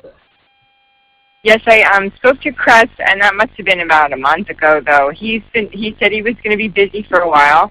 He had some great ideas. I'll reach out to him again and maybe just show him what we've got and see what he wants to do with it. But I think that's a good idea, to go through the Occupy Sacramento spokesperson. He's excellent, and he'll be able to have the list. And so I think giving him what we have as a working basis and see what he says might be a good idea, because he did want to, make some really cool announcements on the steps of the Capitol. So I think we could take the time to do this right. I mean, there's so many news cycles before our event is even going to be a blip on anybody's radar that I think we have time to put some thought into strategy and make sure everybody is on the same page, and definitely work through Occupy Sacramento's spokesperson and mailing list for the press contacts. So I'll reach out to him this week to check. All right, thanks for answering that question, Tricia. You got twinkles from Daniel on that, and I wanted to bring up Jerry Ashton and Dylan Hawk. They're both members of Occupy with lots of press contacts. I know Jerry really wanted that press release so he could share it around the circle. So we got a direct response from Carrie, followed by Nikki on Stack. Carrie, your microphone is open.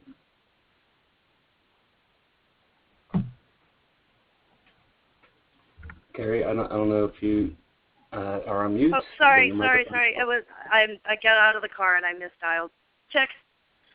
Okay, thanks. That puts us up to Nikki. Nikki, your microphone is open. Yeah, Chaz, I was twinkling actually for something that you said that I kind of wanted you to repeat right before she spoke. It was an idea that you had, and I can't even remember what it was, but it was a really good one. Over. Well, thanks for that. I also can't remember what my good idea was, which is unfortunate. I'll listen back to the recording. Okay, yeah, we'll listen to the recording and we'll get it. So that said, everybody is having their hands down. No one's on Stack, and we have 14 minutes left. Now, with that 14 minutes, we could take it and just do our checkouts, and also do something Jackie had recommended a couple months ago. It's what will you do this week? So if anybody objects to doing checkouts with a little, inspirational what I'm going to do this week, please press the number 1, and we'll hear from you. Otherwise, we're going to move to checkouts here and just take the next 14 minutes to say what we're going to do this week. All right, we got Tricia. Your microphone is open. Okay, well, I'm going to talk to Cress. I'm going to send him what we have in the press release, and just as it is. And then I'm also going to try working on another video. Check. All right, thanks for that. Definitely, I think there's someone else working on a video too up in Albany, New York. So we're getting some content created. That's good news. Brother Carter, you have the number 1 up. Your microphone is on. Oh, I just wanted to say goodbye to everybody. It was a good call. I enjoyed it. I believe we got a lot of things accomplished on this call this week. It's continue to move forward. We have we have May Day tomorrow, and it'll go on to all the way into the 3rd. of this week. And the main thing is to just keep our name vocal, keep the National Gathering vocal, let people know that whatever events they're doing today, they can look down the line and connect with us, at that time. So that's the main thing, is to continue to bring awareness to what we're doing.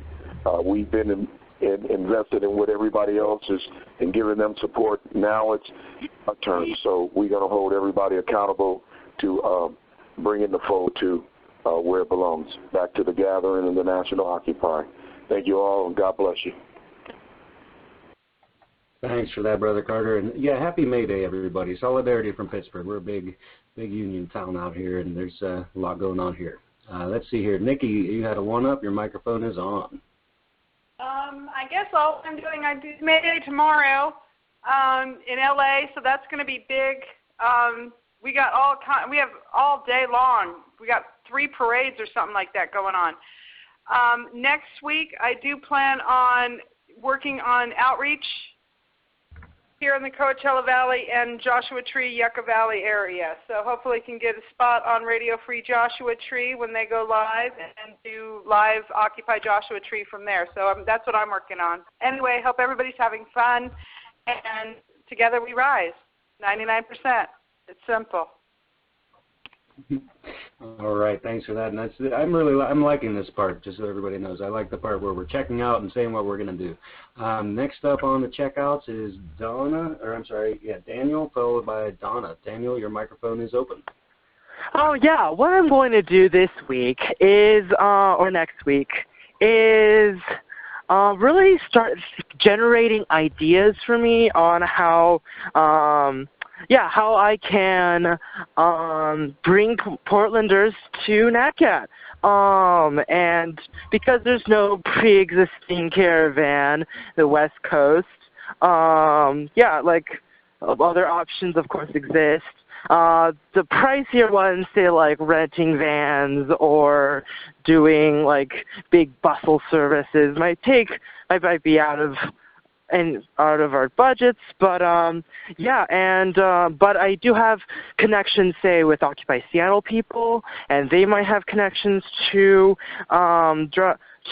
vehicles, and of course I've been contacting Occupy Medical, which is the street clinic that was founded in the camps in Eugene, and as I'm trying to coordinate a fundraising night for them in Portland, I also want to start making a pitch to them to come down to the NatGat.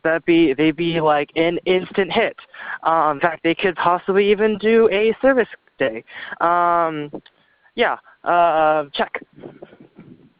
All right, that sounds like your week is full of fun, Daniel.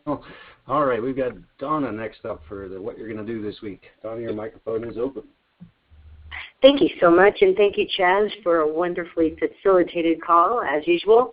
I'm pretty excited because I've been trying to get out of this apartment for a really long time, and I can't even describe how free I'm starting to feel about getting out of the box and not being with a landlord.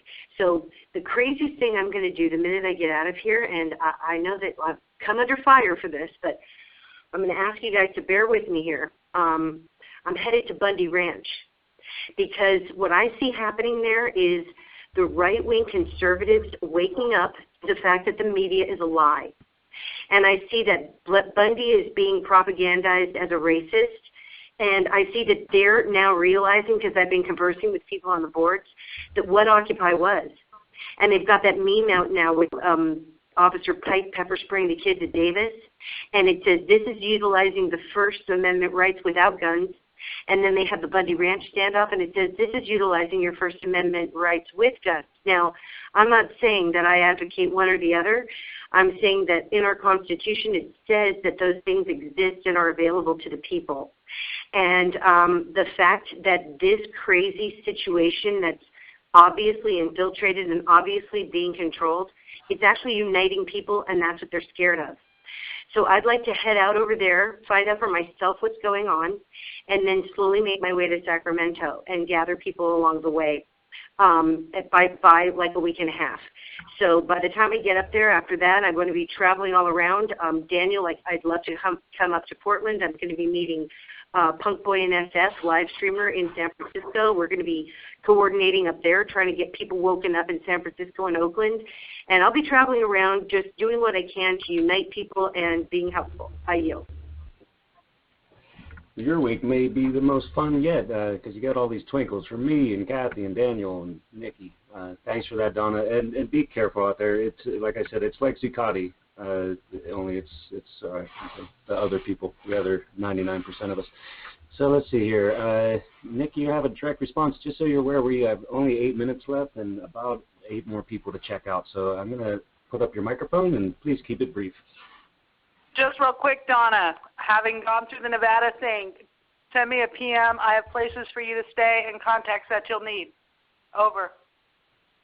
And that's great information, Nikki. And also, Donna, if you're unaware, one of our live streamers, PM Beers out of LA, has been going up there. So, feel free to contact her somehow. Let's see here. We're getting back to the checkouts and what we're doing this week. I'm going to go from the top of the list to the bottom for the people who haven't spoke yet. So that's going to be Kathy, followed by Mike, followed by Delphine. So, Kathy, your microphone is open. Hi. So this week I'm going to be starting to contact restaurants and stores and try and get gift cards to use for fundraising. Over. That's a good plan, and I'm sure lots of relief coming from people about the fundraising. Let's see here. Charlotte Glode, Mike, your microphone's on for checkout. I'd like to check out. Yeah, this is Mike. Charlotte, and I think you handled this this meeting very well, and we got a couple great ideas for promotion this week. We have an organization called Peace Pebbles, and we're going to start promoting to them so they're aware of NatGat so that they can both attend and hopefully, contribute through donations and so on. Right, creating the ripple effect. So thank you for running a great phone call. Thank you. Well, thanks for that, Mike and Charlotte. I appreciate it. And yeah, great news on working on outreach. Let's see, we got Delphine, followed by Emma. Delphine, your microphone is on. Hi, it's Delphine with Occupy SAC, and also I was remiss to fail to mention that C is also here at the same. We're listening on the same speakerphone, so I want to give him a chance to at least check out because I should have said check in. But okay, he says that's fine.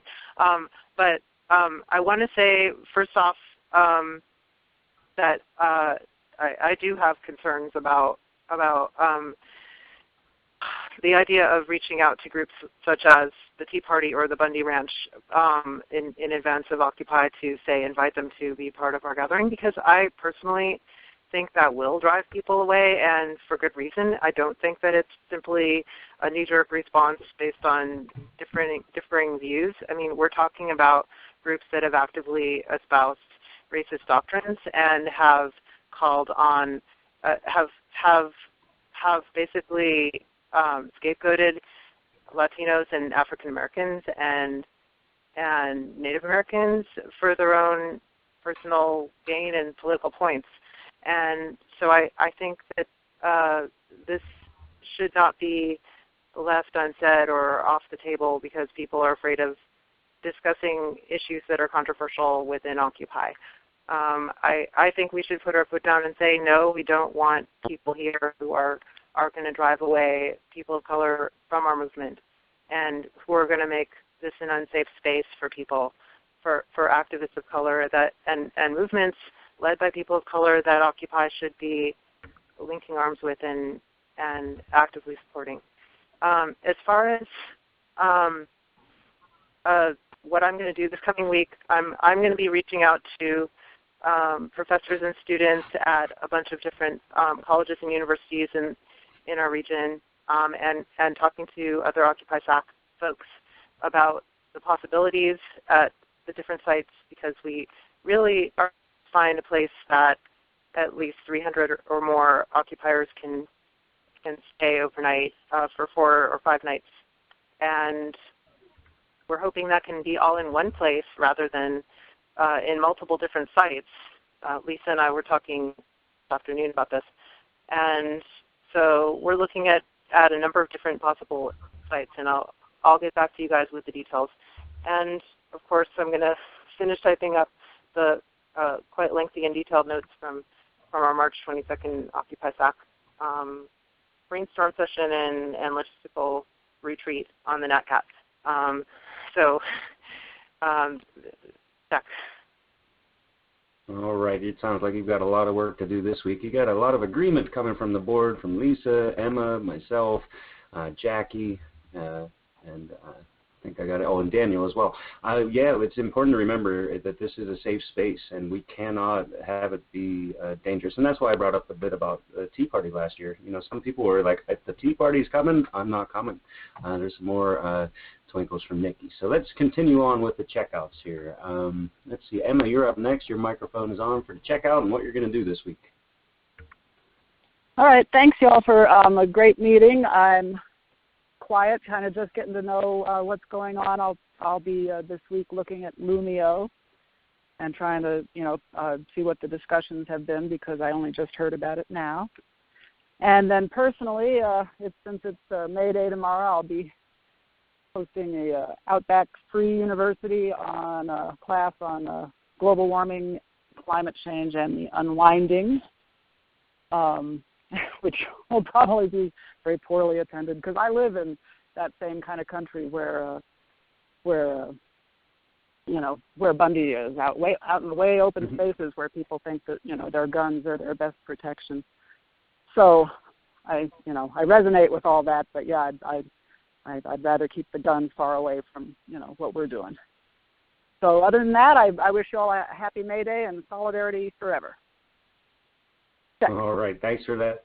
Thanks for that, Emma. You got twinkles from Tricia and myself on that, and I'm in Western Pennsylvania. This is like 10 miles outside of the city is Boondock Central, and it's full of crazy people with guns. All righty, let's see here, Carrie, you're next up. I'm going to turn your microphone on for the checkout.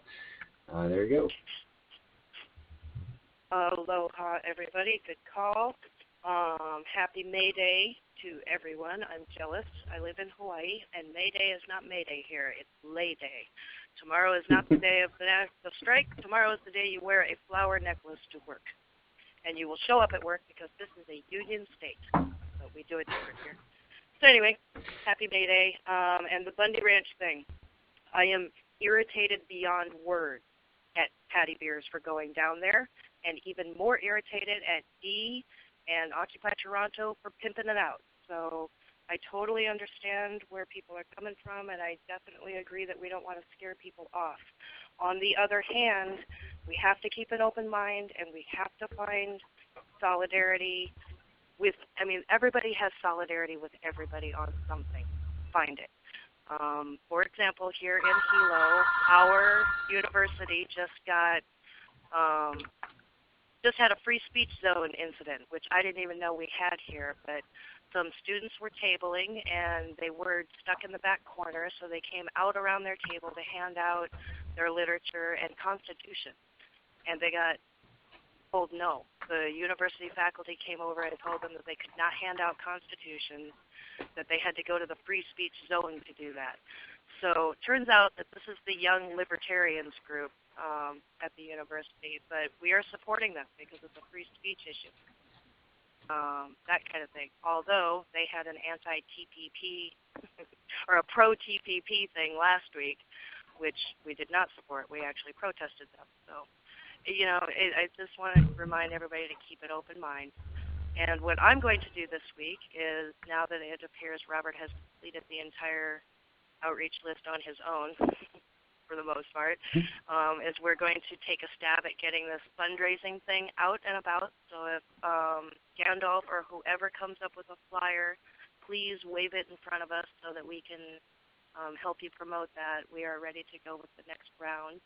And if there are any Twitterers out there that want to help with the Twittering, we have not gone through the outreach list for the Twitter handles at all. And I can tell you for sure it took me at least 50 or 80 hours to go through the list once for the Facebook. So it's going to be the same for the Twitter. So we really, really need help. So if anybody can join the call on Saturday, that'd be great, or we have outreach parties on Tuesday. That is all from Hilo. Check. All right, thanks for that, Carrie. Let's see, we've only got a few people left for the checkouts, and I've got a couple of direct responses coming in. I don't want to ignore your direct responses. We're just going to save them for the end of the call in case anybody really needs to get off of the call. So next up on the checkouts is Lisa, followed by Nikki. Lisa, your microphone is open. Okay, thank you. This is Lisa, Occupy Sacramento, checking out. I admire Donna going to the Bundy Ranch to find out more about them, and, you know, there probably is some common ground, but I think the negatives of having them come to NatGat way, way, way outweigh any positives. What I'm going to be working on, I'm going to finalize the date and time for the speakers group conference call, so it will take place sometime next week. I'm also going to be working on venues. I have applications to submit for venues for the events, and also one application to submit for an overnight venue. I'm also going to hopefully keep in touch with Delphine, who has marvelous ideas about venues. I check. Thanks, and good night. All right, thanks for that checkout, Lisa. You got twinkles from Carrie and Jackie on what you just said. We've got Nikki up next on the checkouts, followed by Tricia and Jackie. Nikki, your microphone is open. I'm good. We'll come back to you. Oh, okay. Oh, I'm sorry. All good. I saw that. You're right. You did check out already. Thanks for coming back on. All right. Let's see. Double checking. Yeah, Tricia, I guess you sort of did a checkout already as well. So, Jackie, that just leaves me and you. So, Jackie, your microphone is open for checkout. Okay, great. Thanks for facilitating again, Chaz. You've been great doing that, and I've enjoyed it. I wanted to weigh in that I absolutely agree with Delphine and Lisa about the Bundy Ranch business, and what I'll be doing, just keeping up on the admin end of things. I think things are coming together, but there's all sorts of little things always to check. I will keep checking with the tech team about the website, but I haven't gotten any response. I think what's happened is we don't have a tech team capable of that anymore. We lost Alice. We lost, I can't even remember who. Nathan of SAC, though, maybe somebody could check on that. He was with it, but I haven't seen any response there. And I'm looking forward to helping the online component for the next, and getting together with you folks to help organize some docs, et cetera, et cetera. Everybody have a good week, and happy Bay Day. Check. All right. Well, I'm Chaz Schaefer, checking out here in Occupy Pittsburgh. What I plan to do this week is two things. One is I'm going to master this Lumio. I finally figured it out enough to like it, and it is really cool. So I'm going to go on Lumio and start proposing things. That and working on the I-80 corridor, the caravan, and trying to also, give any support to the I-5 caravan that's going to go on, or people down in Florida who are trying to get to meet up with us in Wyoming. So that's my plan for the week. And this is Chaz checking out. The call is technically over. We were on this call for exactly 2 hours and 2 minutes, so thanks everybody for your patience and staying on for all the checkouts. That said, we have two direct responses. We're going to go to Daniel and then Donna with a direct response, and if you'd like to stay on the call, feel free to do so. Daniel, your microphone is open. I was responding to Hilo, but I forgot my. Oh wait. Oh yeah. Okay. What time for the outreach, the social media outreach, Facebook, Twitter parties? What time on Tuesdays? Oh, Carrie, your mic. Oh, go ahead. 1 p.m. Eastern.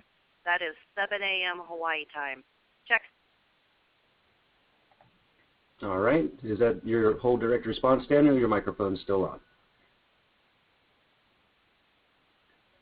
All right. It's 1 p.m. Eastern time on Tuesday. All right, Donna, your microphone is on. You had a direct response earlier, and I just saved it for the end of the checkouts. Your microphone is open. Yeah, I just want to clarify. I don't know how it got misunderstood, but I didn't intend to suggest that I was inviting the Bundy Ranch people and all their guns to the NatGat. Just want to clarify that. What I actually want to do is find out what's happening there. And as I mentioned, the right-wing conservatives are waking up. They're starting to realize that the media has been lying to them. And they are hinging on this, the original 13th Amendment. These people are very passionate about the Constitution, so I'm going to find out if they can focus on this topic, because that is what I believe is the most peaceful, nonviolent way to take back control of our government, is to reinstate the 13th Amendment, which some people might not know that Michigan just became the 34th state to ask for a constitutional convention. They've been obviously ignoring this in the news, but in their list of demands, Michigan number 6 stated they want to reinstate the 13th Amendment. Now, no one is paying attention to this topic. It is the single most important tool we have to fight within our current government. So I know the people at Bundy Ranch can take this up. And when I say united, I mean that when we said the 99%, I thought we meant it. And just because I don't agree with what someone does, doesn't mean that I'm going to judge them or not see that everyone has a role and an important part to play in what we're doing in this world transformation. And I refuse to believe that there needs to be any kind of violence. I am peaceful and nonviolent, and I believe that everyone really is. And I think we've been led to believe other than that from the people that have divided us for so long. But I no longer want to be divided. I'm uniting with everyone. So excuse me. Sorry about the inconvenience, but I'm just trying to change the world. I yield. And don't mind our mess. We're changing the world. And you got twinkles from Nikki, Carrie, and Emma, and myself on what you just said. And I know you missed the earlier part of the call, but there was a 51-minute debrief by the Oath Keepers that I watched today, just because I'm interested too. And you hear all these crazy stories coming out. And anyway, it just seems like, they've got an encampment, sort of like Zuccotti, and there's some crazy people there, sort of like Zuccotti, and there's some people stealing stuff, sort of like Zuccotti, and there's some, press things, negative press, sort of like Zuccotti. So it is amazing, how we all have this in common, that we're all sort of, not feeling the government. Let's see, there is a direct response from Nikki. I'll open up your mic, and just so everybody's clear, if you want to leave this phone call, feel free. It's been great. I don't know if we're going to open up the mics until the direct responses stop coming in. So, Nikki, you had a direct response. As you said it so well already. Oh, that must have been what I said before that was good. Well, along the same lines, yes. Actually, you had an idea of implementation earlier, so we'll go back and catch it. All right, then. So let's see here. Oh, my TA, Jackie, if you could do me the big favor of opening everyone's mic at once. I haven't mastered it yet. I've got the general idea, but we're going to open up all the mics so we can shout at one another. Here, I'll just open up one by one. Everybody's mic's going open, and we're going to end the call in the traditional everybody's mic is open way. Good night, everybody. Good night. Aloha. Good night. Good night. Good call. Good night. Happy May Day. Bye. Bye. Bye. Donna Pirana. Yeah? Hi. It's Nikki. Is this Nikki? Oh, good. I'm glad you stayed on, because I lost all my contacts in my phone, so I don't know how to PM you. Let me give you my phone number so you have it direct. 248 is the area code. Okay, hold on. I have to get something to write it with. Okay.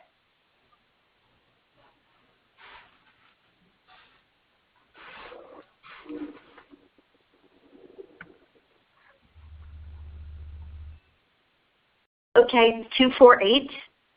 885. 885. 6377. 248 885 6377. Yes, ma'am. Okay, and I'm going to try to make it up to LA by tomorrow because I want to be in May Day. We've got some. We don't really have any Occupy things going on here in San Diego. We didn't last year either, but we just kind of joined in solidarity with existing groups like the the Fight for 15 people are having something tomorrow, but I'd love to come up to LA and touch base with you. If Good. you're going to be, I will be at, I'm trying to be at Pershing Square at 11 a.m. and at the dance at noon at 333 South Hope. That's at the Bank of America Plaza.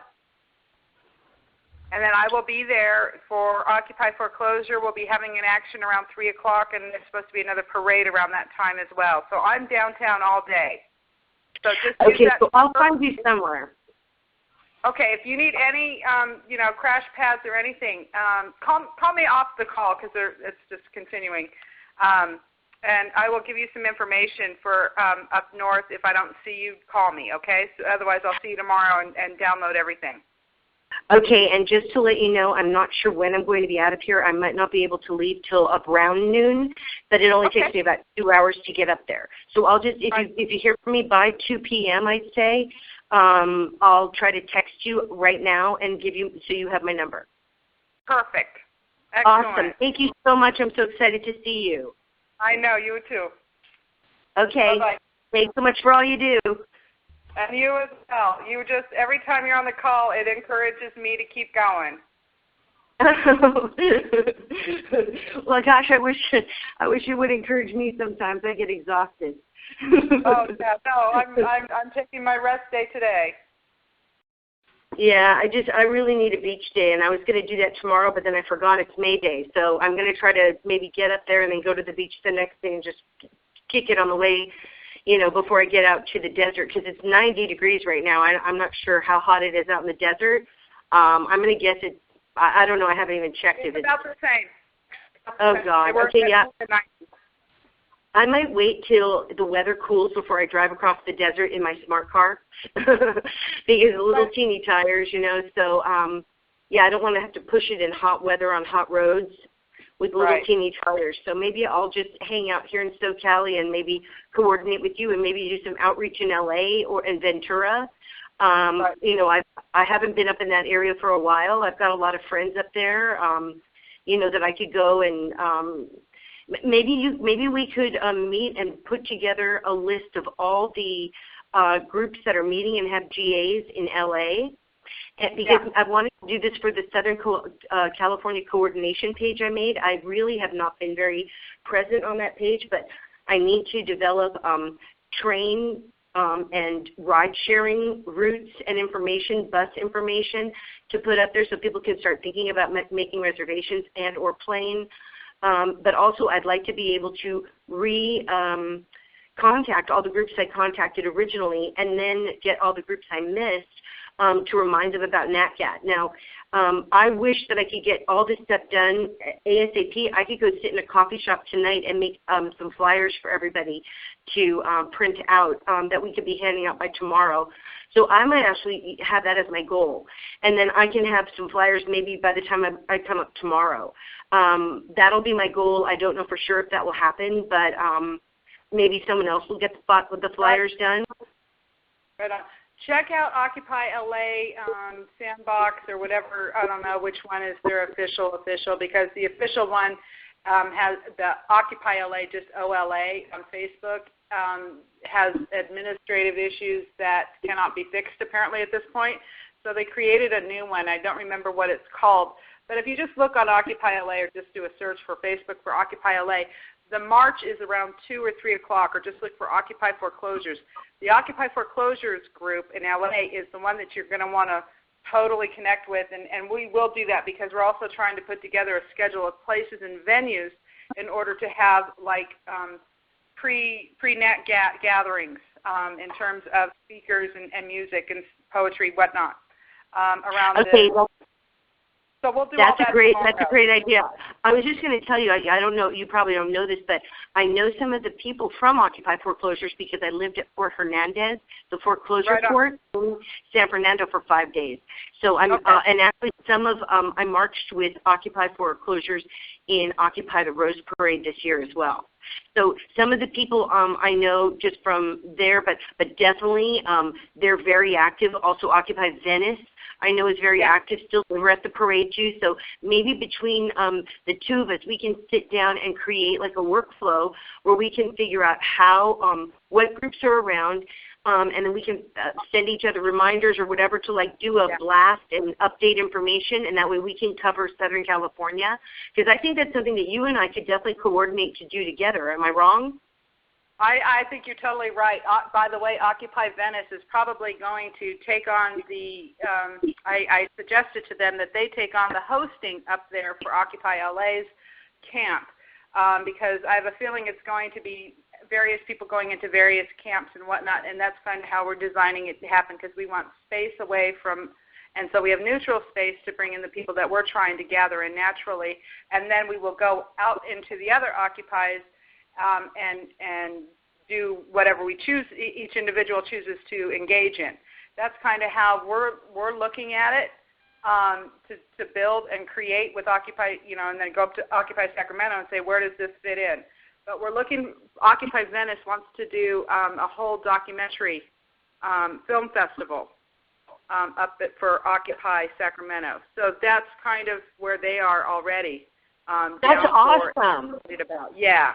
That's awesome. Are people involved?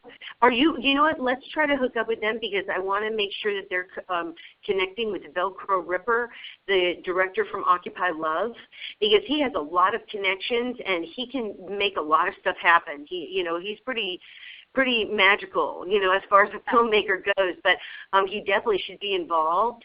I'm sure they're probably already working with them. Yeah, that's a great idea. So, well, the thing is if Occupy Venice wants to help coordinate people too, obviously I just don't want to, I don't want to, I don't know, I guess, I don't even know what I'm trying to say. The more the merrier, obviously, trying to get everybody coordinated.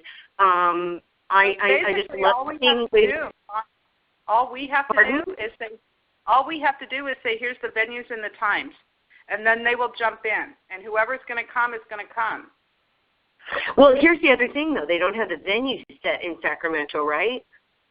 Not yet. So that's why, I'm going to take a look at a map. I really want to have some space along the river, perhaps, to do it in camp. Are you going to head up there? Are you heading up to Sacramento, Nikki? I would love to. I have yet to be able to fit it into my schedule. I would love to. I've been trying to get up there, and then I missed my window. I had a bunch of work I had to do with the wave of action and everything, so then I stayed. And now I'm just trying to get out of this apartment and for good and travel until the end of the NatGat. Pretty much I'm just going to be roaming and taking my work with me and just kind of gathering people and uniting. But look, let's talk tomorrow. If for some reason you don't hear from me by 2 p.m., it just means I just was too exhausted for some reason. But I will get a hold of you as soon as I can, because I do have to leave here and head up that way. So okay. Well, if I don't see you tomorrow, go ahead, text me your phone number, and then we'll touch base on Friday maybe or Saturday. Yeah. Okay. Okay. Sorry, I was just writing a note. Pardon? Otherwise, I'll see you tomorrow. Yeah, I hope so. We'll have a great day of actions. I doubt I'll make it there by 11, but you never know. And so I love being up at LA for protest. What? Right. I said the dance will be the fun one, so try to hit the dance. When's the dance? I don't know. I think it starts at noon, but that's probably going to start more like 1. Who knows how long they're going to go? They got a couple DJs going. It's going to be a blast. Where is that? That's going to be at the Bank of America Plaza, 333 South Hope Street. Oh, I thought you said that was a protest. No, well, Occupy Foreclosures is going to Wells Fargo, but the dance, the May Day dance is at Bank of America Plaza. Are they having a maypole? I have no idea what they're going to be doing. I'm looking forward to it. Yeah, you know it. Oh, gosh, that sounds great.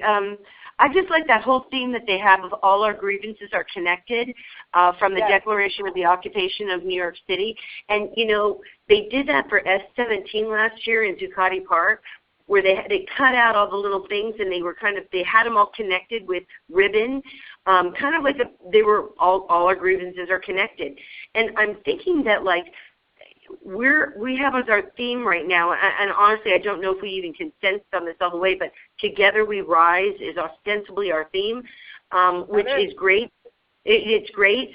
Together We Rise, together. That to me, like my issue was for the theme would be anything that implies united, which Together We Rise obviously does. So fine with me, that sounds great. But all our grievances are connected. We need to unite because we have common grievances. And I think that this is crucial because I think a lot of people have been swayed and brought away from a focal point of occupying Wall Street. And we have them. We've got them. There's so much attention on them, and they're trying to slither away that I hope that people remember not to lose their focus on the big banks. The 99% is something that I have been personally really focusing on, just in terms of, it says think global, act local, and it's like, you know what? I have to pick that 1 out of 100 very carefully. I can't just dismiss people away because, oh my God, they speak racist languages, but I feel their heart and I hear the common grievance. So if I can feel their heart and hear their common grievances, that's what I'm going to hold on to. And I agree. Literally, okay, I got to take you. I got to find you. I got to take you. I got to stay on common ground with you. I have to choose to be on the common ground with you, because otherwise, 99% you can't achieve. And that's my big thing lately, is holding that. I think there needs to be divided. Divide and conquer is how it has always worked. And it is really very simple. In order not to be conquered, we cannot be divided. If people are constantly dividing people, we cannot be united. It is really very commonsensical to me that you either in your heart decide to unite, like all we have to do is unite together as one people. We don't have to discuss things or talk about anything or agree with anything. Just this one time in history, we need to unite. And we need to, for the one time that we're ever going to have this chance and be all connected, we can defeat the evil. This is the battle of good and evil that has always been talked about. I'm sorry, it's really melodramatic. It gets very dramatic. I'm sorry. No, you're so right on. And this is the thing. Even if it is in that slight moment of silence that we all take when we take a deep breath and somebody says, shall we all bow our heads for prayer? You know what? If we are standing in the moment of not judging that language but taking the opportunity that says, oh, wait a minute, I have a moment of silence with all of these people preparing to go into prayer, whatever that means to them, but even if I don't pray and use the Christian thing, I can go into own moment and be within myself, that common ground of silence that we all share. If we can just bring enough people together just to do that, and then we're on the same issues as fracking. We're on the same issues with the corporations. We're on the same issues with nuclear waste and different other things. Wherever, the chemtrails is a big one with the Tea Party. They hate those chemtrails. Right on. The climate is big with them. So we're working, we will find, and I think we just need to remember to ourselves that 99%. I am choosing to hold the 99%. I know, and I would love to be able to, I don't know, I'd love to be able to have everybody be happy or not offended. But honestly, if someone's heart is filled with hate, and they absolutely cannot unite with another group of people, and they're not even, they're not even trying. I mean, what am I supposed to do with that? That's just prejudice. That's just hate. That's not how I am. That's not who I thought this world was going to. I think that the occupiers, they don't have any hate. They have love for everyone, infallible love for everyone. And we're constantly judged, and I think that maybe that's something that we, as occupiers, that maybe that's something people don't understand, is that we really are pretty selfless. We love everyone. We're trying to unite everyone. We're trying to help heal the earth. This is, how could anything we're doing be strewn in a bad light? That just makes me think it's propaganda, and I just don't listen to that. You know, I know that uniting people with love is the way to go. And anyone trying to tell me that to unite people if loving people and trying to unite them is a bad thing, I really don't know how to reply to that. I just don't even know. I'll keep more love in my heart for that person that they wake up. You know. I always go back to the medicine cards, and the one medicine card that really talks to that, dealing with people that do have a lot of hate and racism in the heart, is the Dear Medicine card, which is a gentleness of just pure love. And to face people that hold all of that and say, you know what, I'm hearing all that, and I'm even feeling a lot of that emanating off of you. But in my eyes, all I see is the potential of all of that turning into love, and that's all I'm connected to. Sometimes you have to just go to the potential of love in that person in order to connect with them. And sometimes that melts the heart, and sometimes it doesn't, but I'm willing to try every single time. Me too. I'm right with you there. I found that sometimes when people are looking at me and they're mean and they're just spitting and yelling at me, it melts my heart, and I just want to hug them. If they're right in front of me, I usually ask if I can. And then to feel them relax in that hug, and then to have a smile, and sometimes they start crying. And I think to myself, you know what, this is so fucking easy. It is so easy just to be love. Why do people carry around so much hate? I don't know. But it's you know, I can understand people have to do things in their own time. Right now the world is waking up. Right now the world is transformed. There is no stopping this. Everyone will be connected to love eventually. That is the one reason they've divided us, is because we are energy. We are energy, and when we connect together, we are energetic power. Everything in the universe is energy. The people united, we are a powerful energy. And to divide that by these little seeds of hate and judgment and just things that don't even need to belong in human life, you know, these terrible insecurities and jealousies and hatreds, people just have to realize at one point in time that they alone have the power to give all of that up. Right. It's very simple. Yeah. Well, it's also really simple, and this is what I've been working on with holding that 99%, is realizing that the truth is we are already united. Just a lot of times we don't know where we are united because we focus so much just looking at how I'm different. And I find eye connection to be critical. Face-to-face, being with human beings is critical in order to say, where am I united with you? And just go in with that mindset to listening to where are we together rather than how can I separate. Right. I'm in total agreement. The way that we build a bridge towards unity is by being united and by being the change. By holding on to the past, by I don't know. Our history has always been destroyed. I'm an archaeologist, okay? I have a degree in anthropology. I can tell you for sure, people will stay till they're blue in the face. We got to remember history. Well, no, the history we know isn't even true, okay? We're constantly digging things up to prove that all of that is false. Why remember history? It's probably a bunch of lies. All we have is right now. What are we doing with it? Are we talking about shit from the past? Or are we realizing this is a beautiful day in the sun in Southern California? Let's live a little and have a great day and love each other. Let's do that instead. I don't know.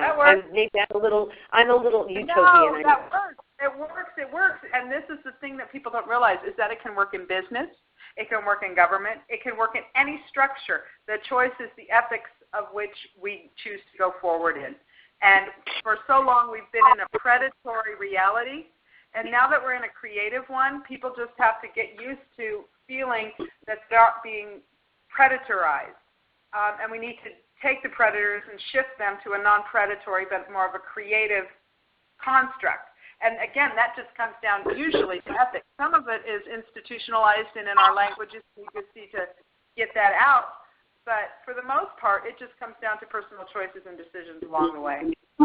Well, you know what, you've kind of hit on something, is moving energy and just creating energy just throughout the movement. That's exactly why I want so much to have like a musical to happen, something where people can help write it and create it, because that is moving the energy into a vibration that connects us. Music is a universal language that connects us. And so the thing is, being artistic and being able to express ourselves throughout the past couple of decades, they have taken away music, science, art, all the things which cause us to be super creative, imaginative beings, because they don't want super creative, imaginative beings. They want clones and robots and people they can control and that will conform to this fucking system. Well, you know what? The holes have been blown wide open in this system, and hold on, siren going by. Right. Yeah, you know, right now, that is the beauty of what Occupy did. What Occupy did is it basically said, Occupy Wall Street. Look, it's these guys right here. Well, now, it isn't just those guys, because there's a triad. We know that the global elite are a pyramid of power, which consists of the international bankers, the British monarchy, and their associated families like that Dutch part of family that Martin Van Buren's descended from, and the Vatican. I mean, this is something that we know where the power is. We know who has always shuffled it around to hide the power. But we know who's in charge. And those people really think that they're clever, but, you know, they can't be, because they're psychopaths. They have to hide clues everywhere.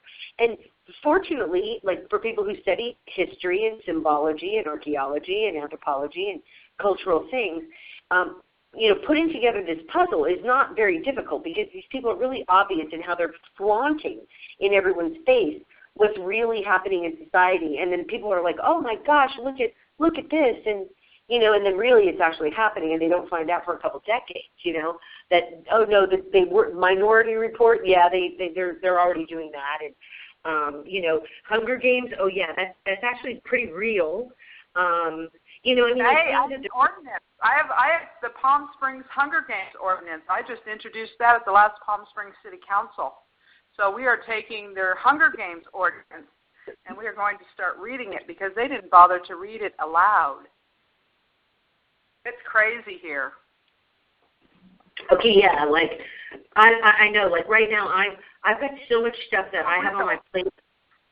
I've got so much stuff. It is so real. Like you're saying, it is so real. That reality is really in play right now.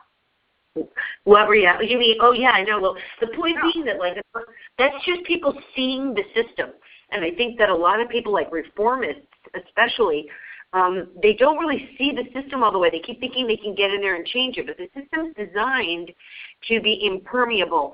That being said, that's why I'm so interested in what's happening at Bundy Ranch, because I mean, I don't even know how to describe it. I'm an anthropologist. I'm completely open-minded. I love everybody. I can't sit there and judge how people have adapted to an environment. And honestly, you know, there's a lot going on. Okay, there's a lot going on, and people are simplifying things, and I just don't like that at all. I want to be open-minded. I know that these people are very, very into the original 13th Amendment. The idea that this amendment was stolen from us and hidden is something that the Oath Keepers and the right could be totally focused on, and in doing so, because that's their passion, they would, in their united way, help all of us. Okay, and so everybody plays their part. You know, everybody has something they can do. Everybody that feels a calling has an important job to do. They follow their passion. This is a time in history that is quite extraordinary. And I think that people are realizing right now that it is moments like this in history where people have to make choices that are going to affect the rest of history. And there's going to be millions of people making these choices. No one will ever know who they are. It doesn't matter. It just matters that we act and that we understand and that we see the lie. We see that we can change the lie, that we can stop the evil that has always pitted us against each other and caused these ridiculous hatreds and divisions. This is not how we want it to be. It is all a lie. And so when we have a chance to do this, I don't know, to me, I see this as having studied history and studied so many civilizations, and this is an extraordinary time to be alive. Extraordinary. And so I don't know. I think that I believe more that rationalization and talking in circles and having fucking ridiculous GAs, that's just wasting time. What we need now is people connecting to people sharing and people being honest and people being real and people dropping the lie. Having a good party together and taking our common grievances to our government. Well, that's what happened. I'm like, I want people to network, to get information they don't have that they're looking for. I want them to have a good time, and then I want to come together on our common grievances and take it to that state house. And if we need to do what they did in Florida and have a sit-in until Governor Brown gets back from his trip to Mexico doing the deal he's doing down there, motherfucker, don't even get me started. I'm going to sit in his office and wait till he listens to me on this fracking issue. Dude, how is... Oh, is someone still on this call? Yeah, it's me, Chaz. Oh, Chaz, are we getting kicked out? No, totally continue. I didn't want to interrupt anybody, and you guys have been non-stop talking. I just want to let you know I'm here still. Yeah, I think if I leave the call, it goes away. And I did not write down anybody's phone number this is. Oh, Chaz, you can have my number, honey. Yeah, right. I got Donna's number already, I think. Well, Chaz, whenever you have a chance in the next couple of days, if you could give me a call, that would be cool. Like maybe by the weekend, if you can. I told Lou to tell you to call me.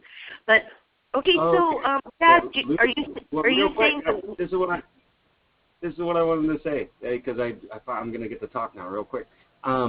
There are these people, those rainbow people. That's exactly what they do is throw parties. They've got, 30 years experience. They're totally on our side. I hope somebody's going to make it to the national or whatever, the Utah, Nevada one that's happening. So anyway, that's why I love my rainbows. Twinkle fingers. The bulk of my outreach right now is to that demographic. And that's why I reached out to Occupy Venice Beach to play host for Occupy LA anyway.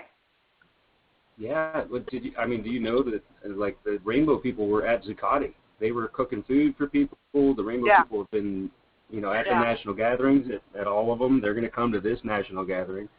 So that's but what you guys are talking about, when we unite and get that, make some demands, because I work with the Article 5 groups, so we want to amend the Constitution. Oh, right on. Okay, Chaz, you realize that Michigan just became the 34th state to call for a constitutional Congress. It's being ignored. That's why I'm going to Bundy Ranch, because I don't think that the right-wing Republicans will ignore it. I don't know why no one's listening to this or paying attention to it. This is huge. They're trying to disguise it, but this is where we need the Oath Keepers. Okay, we need people. We just called a constitutional convention. Donna, who do you think has been doing that? Those are the people working on it. Those are the Tea Party, the serious Tea Party people that have been working on this. Different vein of thought, different logic, different coming from a different place. But those are the ones that have been working on it for years and years. Right. In fact, I've met this guy named Bill Walker. He runs the Friends of the Article 5 convention, and he's been doing this for 20 years. Took it to the Supreme Court. The James Birch Society has been working on this. ALEC has been working on it. Like the right wing they've got the balanced budget amendments, term limits for Congress, et cetera. There's so many groups. There's at least 6 solid groups working on the left and the right to do the Article 5 thing. And yeah, Donna, I've followed it all. And yeah, Nikki, you're totally right. The right wing has been on this longer than we have. Like Occupy Article 5 started at Zuccotti, and that's who Dan Marks, if you remember him, he was on the call earlier, but yeah, he's the guy that does that one. So Occupy has its own little Article 5 thing. So anyway, go ahead. Somebody else talk. We're make a neutral space. We need to that's all we have to do is have a neutral enough space where everybody has places that they can avoid people they want to avoid and come together when they are willing to come together. And I think we have a total opportunity to create that. Tea Party, I was up in Nevada when we sent the first delegates that the Republican National Convention rejected. We've been, all sides. A lot of people, the Rainbow people have been working on it. There's people, Anonymous, all of the above have been working on it for so long. And you're right, Donna, it's about uniting, and together we rise.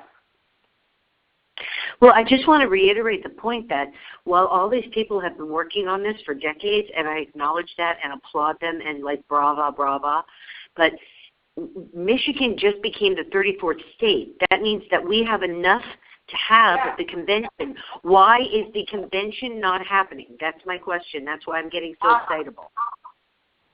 Because I think the next step, I think they're waiting to see what happens May 18. I think they're waiting to see what happens in August or July, August, with our thing. I think, everybody's trying to get, because even if we have the convention, if we don't have the momentum and we don't have the federal government under the UCC has no obligation to redress our grievances. And so we have to find a real, either we bring the numbers or we have to find a real legal way to make them accountable for the grievances that we're bringing under to this federal government that's under different laws other than the Constitution.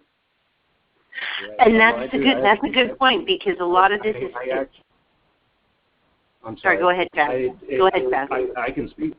I can speak to the legal aspect of what we, with the Article 5 group from Occupy, what we've been doing. And, it's a year and a month ago, we've been writing letters we found out it was the Clerk of Congress is the one responsible for counting the applications. And there have been over 400 applications over the last 200 years. And we found 42 of those applications that did not have an expiration date. They did not have a specific topic either. They were just a call for a convention with no ending. And, so whatever. We sent the 42. We found out from the parliamentarian that it's the clerk's job to count it. The clerk said, well, let me check. I don't think that's my job. And they went to the judiciary. The judiciary comes back and says, no, that responsibility hasn't. This is a really boring story, just so you know, but it all ends up in it entered into the congressional record. There are 42 valid applications. So this is way before Michigan. This is a year ago. And I totally get it, what Michigan did. Yes, they are also 34th by a different count, and there's no reason. The only reason it hasn't been called is because Congress hasn't.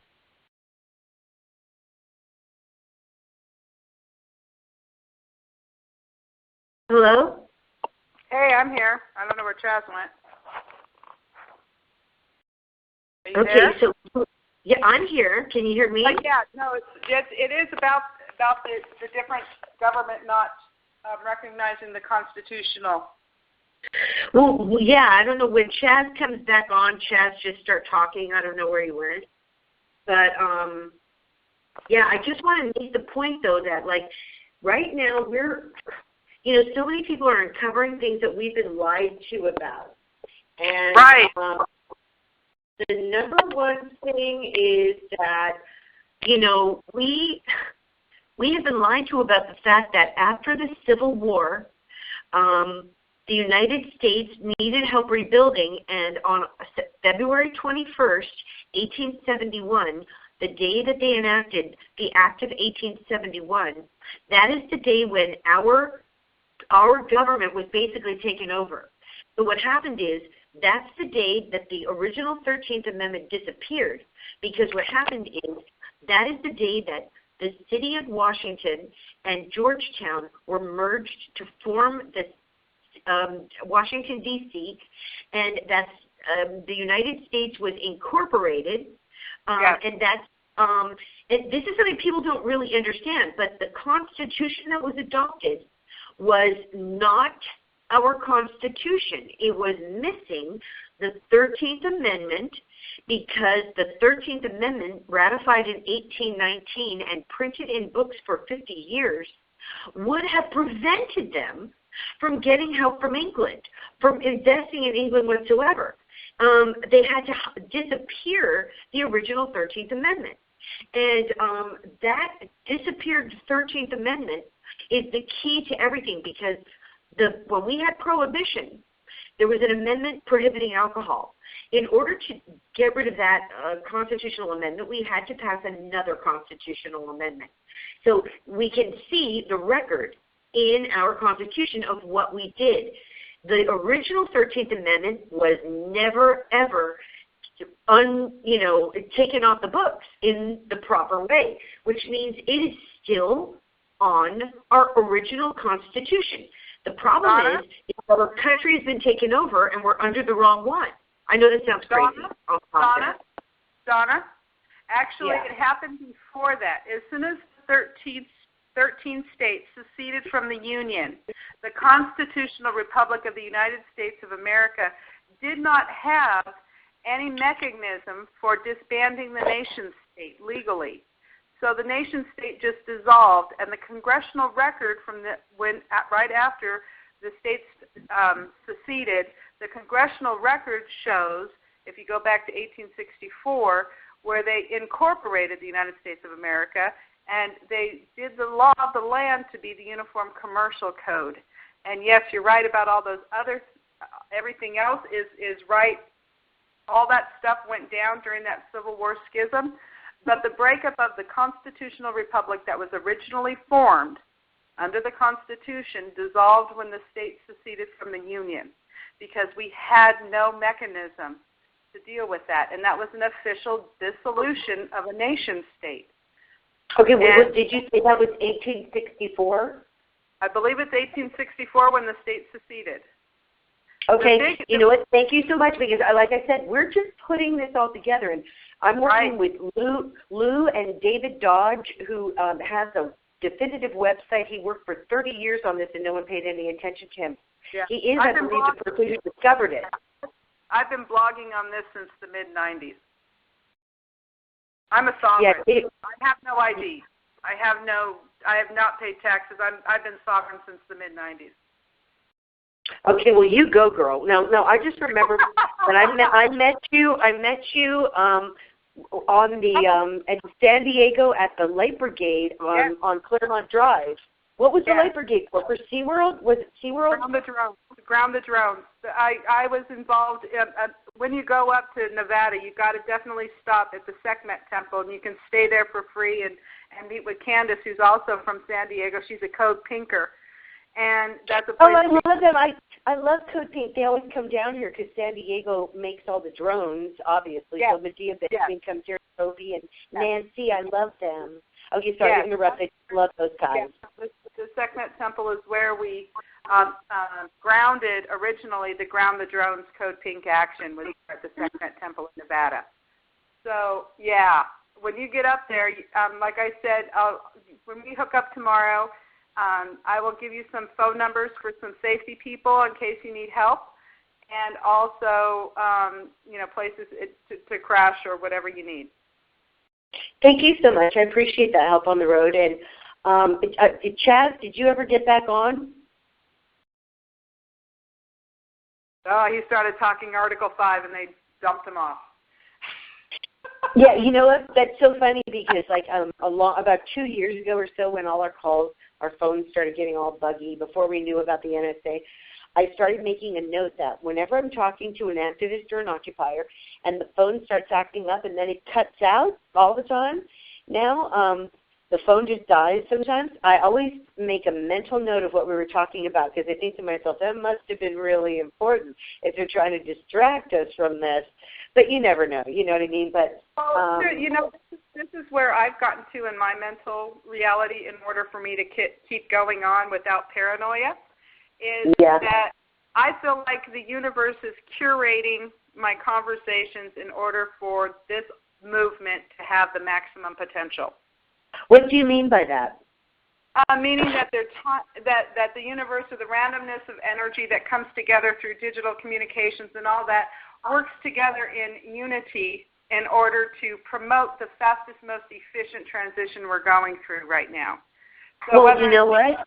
I believe that because actually what you just stated explains a lot about how sometimes I just think of an idea and I'm thinking, God, I wish I had the time to do it. And then guess what?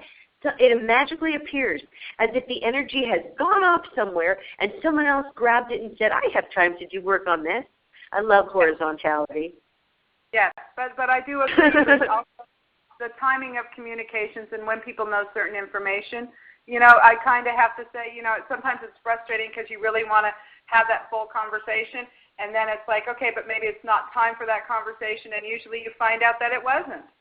So I just say, you know, whether it's the NSA or the universe or, you know, whatever, dumb luck, bad luck, good luck, everything's working together for unity and the timing and perfect timing for what we're trying to create. But also, you know what? I just really believe in my heart that a lot of the people we think might be against us, that might appear that they're against us, are really deep in their hearts with us. But they have to do their job. And I know this. I feel it. I can feel like, I don't know, like I've never been a fuck the police person. And it turns out that all the people in San Diego that have gotten beat up, relentlessly followed, and many had to leave San Diego. And anyway, the point being is that I just try to be tolerant and accepting of everyone. Like I don't want someone to judge me unfairly, so why would I make observations or look at someone and then assume things? You simply can't do that. As an anthropologist, I can surely tell you that people will always surprise you, and you never know someone's story. And that's one thing I like about being down at the homeless and hanging out with them down at 16th and Island in San Diego, is that I just love to hear their stories. And, like, people's stories, like, really surprise you. That, like, I think everyone should just go out and hang out with the homeless, play games, talk, hug. I mean, like, it's really something everyone should incorporate in their day. We are trying to do that in San Diego now. We've had 3 homeless drives, and May 5th is National Homeless Day or something like that. Anyway, I digressed.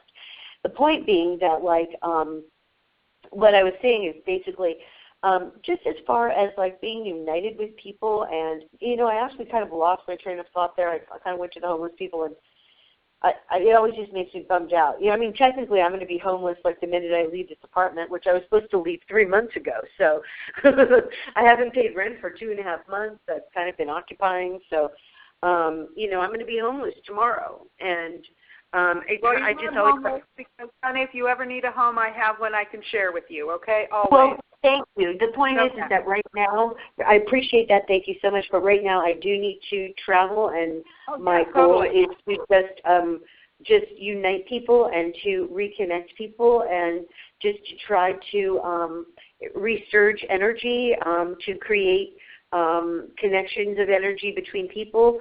People are uniting right now. I certainly want to show that, you know, that I feel that energy, and I feel that everyone that is feeling that energy needs to do as much as possible to be as loving and accepting of everyone as they can be.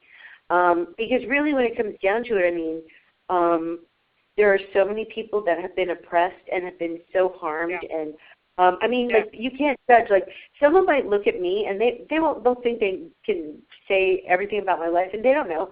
They don't know that, like, you know, I was beaten growing up, that, like, you know, I've suffered great things that, like, you know, maybe no one could tell about me. You know what I mean? Like, horrible things.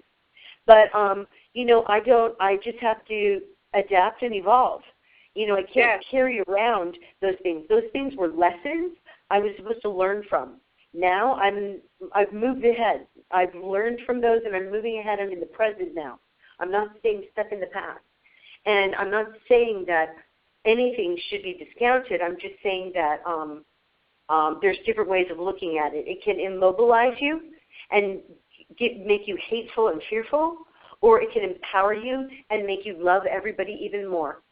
Because if you can relate and have compassion to your situation and the people you've encountered and the hardship in your own life, then your heart becomes bigger. And It's all really about love, really, and that's why I love Velcro Ripper's film so much. That's why I said make sure the people at Occupy Advantage are working with Velcro Ripper, because he understands this, and he understands that everything's about love, and that comes down to a personal decision. And really, that is what everyone has always said, is that you can't change the world. The only thing you can change is yourself. And there we are. So we can see the people continuing to fight with everybody and trying to do all this stuff, but really they're fighting with themselves and they don't see it. And we try to be patient and let people, move at their own pace. But at this point in time, I just get kind of impatient because I see that evil is gaining ground. And we have this chance. We are going to have this chance once. I mean, realistically, their weapons are so powerful. If we cannot defeat these are the most evil people that actually 1 to 4% of the population do not and cannot feel empathy or compassion. They are biologically incapable. This tends to run in families, and from my own studies of genetics, through, my anthropology degree in biological anthropology, I know for a fact that these families are most likely the ones that are moving up in the world and are these people, many of them, not all of them. I always retain hope that there are people that are on our side wherever there are people. And this is such a small amount of people, but yet they're one individual quirk, their mutation, so to speak, in their human allele is that they cannot feel empathy or compassion, and for some reason they have to be at the top. So they screw everyone over to get there, and these are humans, but their allele has jeopardized 99% of us and the planet because of their greed. It's sick. The only truly sick people are them.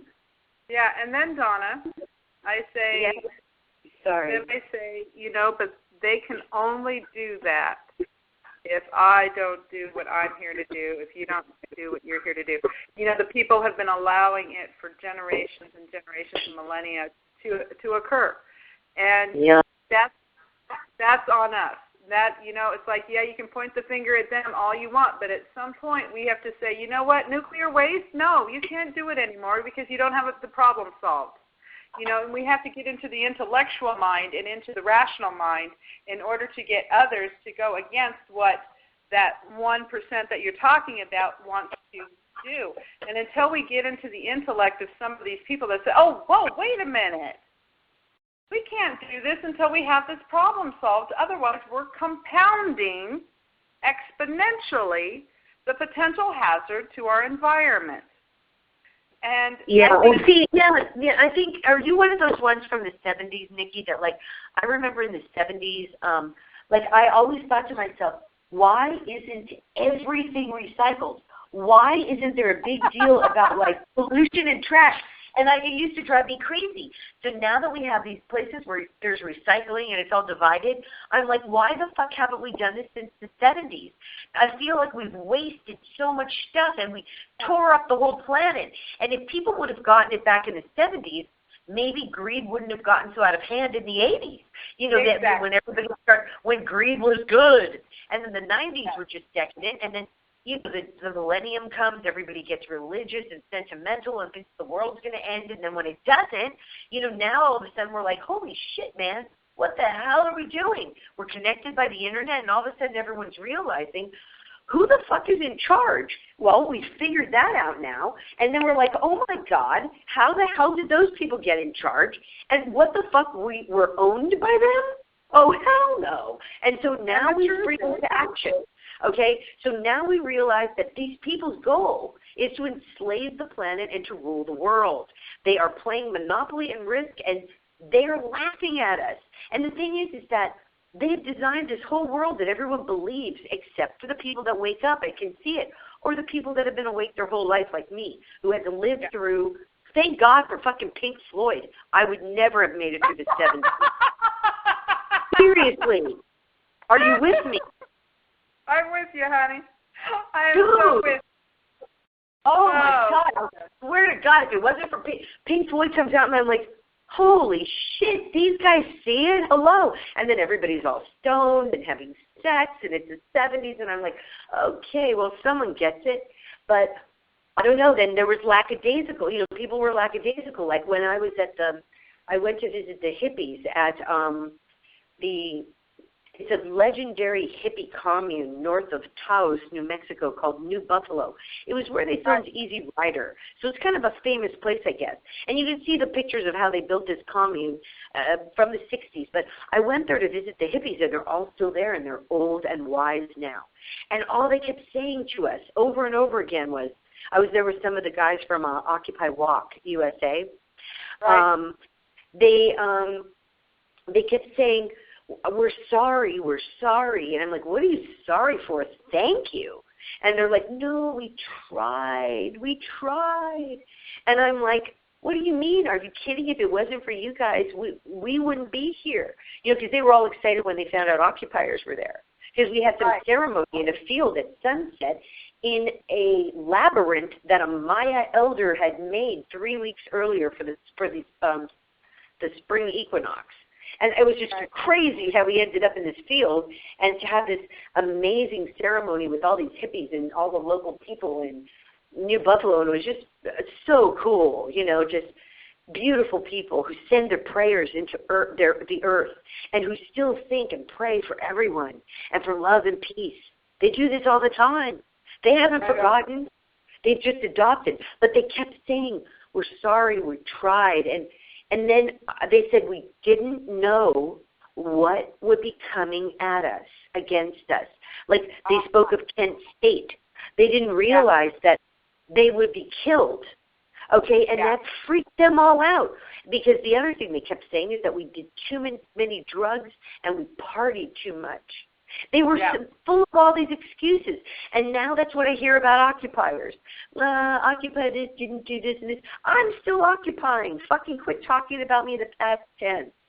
You know, that's another thing. We didn't talk about our press release. And briefly I noticed that the press release, I asked someone to read it, said something about Occupy isn't dead. Okay, that is not the first words in our press release. Okay? No. That is so freaking negative. I will work on a press release before the meeting on Saturday. So we have just a very generic press release that's all together we rise and just message of unity. It doesn't have to say anything about like Occupy is getting back together. What did she say is something Occupy never left. Occupy is having its third national gathering. Occupy is calling everybody who has an issue to come and share it, and together we're going to rise and overcome. Okay, apparently except for the Bundy Ranch people. Okay, so not everybody. Okay, because these guys can't be completely united, I guess. But anyway, I disagree a little bit with that. If you're going to work on it, I would implore of you to please do it before it gets adopted. I would go with a strong opening, something like it's time again for the yearly Occupying National Gathering, this year to be held in Sacramento, California, July 31st. Nothing like it's still around or it's but something like it's time again for our national gathering, like we've never gone. Strong place. Yeah. Okay. Yeah. So I don't want to. This is kind of like a routine. This is our third one, and come on, it's going to be a good party. Yep. And you can maybe even the press release can include highlights from previous NatGats, like I don't know what that could be. Maybe not. You were at Kalamazoo. What was the best thing there? The march. Okay, I loved the march. Well, I liked the march because Backbone Campaign was there, Bill Moyer was there, and there was a lot of commotion getting the elements for the march ready, but when we finally got them all up and going, it was spectacular. We had a giant Lady Liberty. She gave us the most trouble with the inflation. And then we had like a giant world, and the visuals were really good. And then Ocumon was there, so she had her big screen TV that she's got her microphone and she's narrating and she's showing videos, and it's really quite a one-woman show. I actually had to save her later that week from getting arrested, only to have her get arrested in Occupy Wall Street a couple weeks later. I turned my back for 1 minute. And see, Occumom is a Tea Partier, and she's a millionaire. But she's like so devoted to Occupy, and she only woke up 3 years ago, she says. And, you know, she gets into a lot of trouble for an older lady, you know. And, she's like, you know, she's a Tea Partier. I don't know why we can't be united. You know, I mean, I love Occumom, and I see that there might be areas where we disagree, but can we focus on our commonalities to unite, period? And Donna, that's our challenge, is to create a neutral enough space so that people who don't want to be around those they don't want to be around don't need to be, but then when we need to come together on the common ground issues, we have a neutral space enough at the, you know, on those common ground issues, and we can all be together. And I actually think that it would be a better idea. I know everyone in Sacramento wants to have a GA every night, but I think that the GA has already gone down in Occupy history as one of the worst ideas ever at Zuccotti. I think we should work towards a CA instead, which is a community instead of a general assembly, it's a community assembly. And that, I think, is more fitting for the NatGat. And because it's actually a little bit, it's a little bit more loosely structured, and we wouldn't run into the problems we ran into, especially the worst part of last year was the GA we had where we were trying to adopt, move to amend. And this was the worst GA I've ever been into in my Occupy history, okay? And in fact, there was white paper people were writing notes on, and I remember afterwards we had to clean up the room, and somehow someone had thrown the notes away or said to throw them away. I have those notes just because I want to remind people about what happened. And I think this is a good reason for bringing up the GA, because it was literally so unproductive, and everybody was in a bad mood. And I simply only see, if we're going to have GAs, it's going to be a place for conflict in the heat of Sacramento. Okay? Right. At the end of a long day when everyone's tired, what do? Have a GA and have everybody fight about hotbed issues? No. If we do have a GA, I'd say we have GA in the morning, early, right? Breakfast. Yes. Okay? Yes. Then we have a nice today. General Assembly, what are we doing today? Let's focus on that. Anybody have any issues we need to address? And then get on with the business of the day. Right, and that would be a good thing. And then, maybe we can have maybe we can divide. And again, I don't want to call it a GA if the group's amiable to that, because I think that is a misnomer anyway. In addition, the GAs were one of the worst thing about Occupy, and the place where most people could cause the most trouble if they wanted to. So a CA, like I said, is something that a lot of the Occupies adopted. I'd certainly like to try it in a national gathering setting. I think it would be applicable if they were going to plan on having some type of mass gathering, which might require participation, acknowledgement, yeas or nays, or whatever. Anything people might have to vote, quote unquote, on.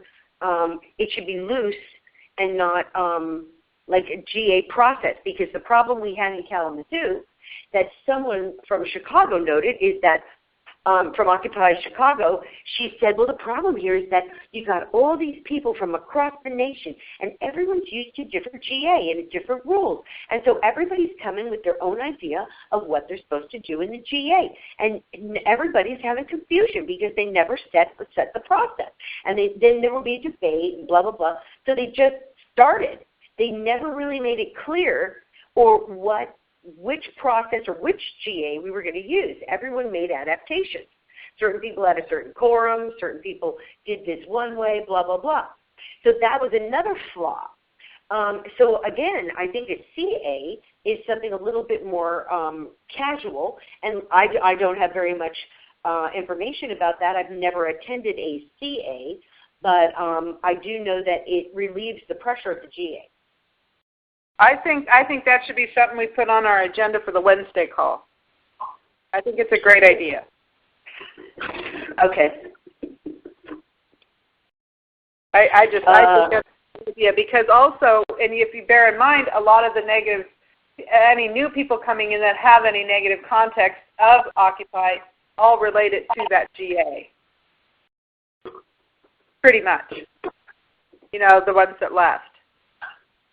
Yeah, now there was another thing too. Last year they had the FemGA, and I wasn't there because I was out doing the Walmart thing with all the bees, and that's when OccuMom almost got arrested. But anyway, I got surrounded by 5 cop cars. She was in Walmart. It was terrifying. Anyway, sorry, I just had to take a deep breath. That was just crazy. If you can see the visual I have in my head right now, you just roll your eyes and go, "Oh my God!" Okay. Anyway, at the time they were doing the FemGA, but I heard that was like the worst. Everyone that went to it said it was the worst GA ever. Now, I thought the worst GA was the one we had like the next day, which was the big one. But a lot of people just said it was a disaster. Point being, it was another GA, and I really just don't know why everybody in Sacramento seems very gung-ho about having a GA, and then the thing that will worry me is that I think I recall correctly that someone said that in Sacramento they have 100% consensus at their GA.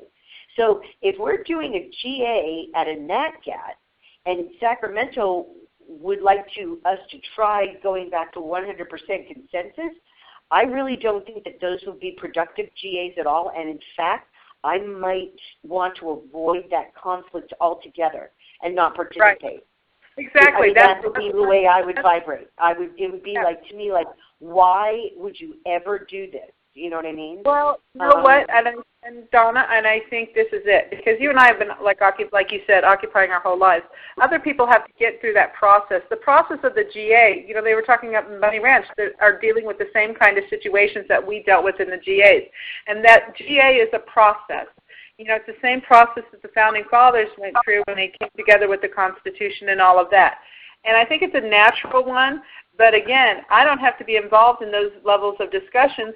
The people who enjoy being involved in those levels of discussion or feel like they need to be involved in those discussions should definitely have the opportunity to have it. I do think that Sacramento would be amenable to the suggestion of a community assembly versus a GA, because I think it accomplishes the same thing just in a different form. And I think they're more concerned about having the same thing happen, the similar things that you want to have accomplished. They're more concerned with having that accomplished rather than calling it a GA versus a CA, or having the rules, or whatever. I think they're to me, the people on the call from Occupy Sacramento are really just want to be effective, and I think they're willing to try anything that will be more effective than what we have all experienced in disastrous GA. Yeah, I think it would actually be kind of cool to have everybody have GA early in the morning, and everybody can have their coffee and breakfast while we have GA, so everyone's waking up and they haven't had time to really have a bad day yet. And people could be sharing some food. We could all sit in a circle and have food and coffee and tea or kombucha or whatever anybody wants to have, their hot lemon water. And I think it would be a good idea if we had a CA in the morning. And actually, that's a great idea, because then everyone can get on the same page. They can know what's going on. And during that time in the morning, someone could write it all out, and then that could be posted later, so people that weren't at the meeting could just walk up and see it. So it will be an opportunity for someone to create that as well, including up-to-the-minute changes. And I think that I'd like to wake up and just hang out with everybody and, just see everybody's mind get going early on in the morning. Maybe we could start with a meditation. Some people could wake up early. Like I go to this Buddhist retreat sometimes down here in San Diego, Thich Nhat Hanh's Deer Park Monastery. And we wake up at 5 a.m., and it's silent. It's silent from 9:30 till after breakfast in the morning. So you wake up and completely in silence, you go to the meditation temple, it's still dark, and you sit there for 45 minutes. And you just, there's stuff going on in the background and bells, and it's really an extraordinary way to wake up. And we could make that available too, but we might not be able to do the bells because that might wake other people up. But we could have an area where people could wake up that way, and then immediately afterwards people could, have a GA. We should make it like a kind of an alternative kind of a community. Like we should have a walking thing in the morning if people want to get up and walk together. But keeping in mind that the heat might prohibit a lot of stuff too. Well, and that's why I was saying, everybody can just pick a venue, pick an event, and if we have different people curating it, I mean, you can design, like whatever's going on, if there's a space, if there's a Buddhist temple, we can put a meditation that, like, say, you and I commit to doing a morning meditation at a Buddhist temple every morning.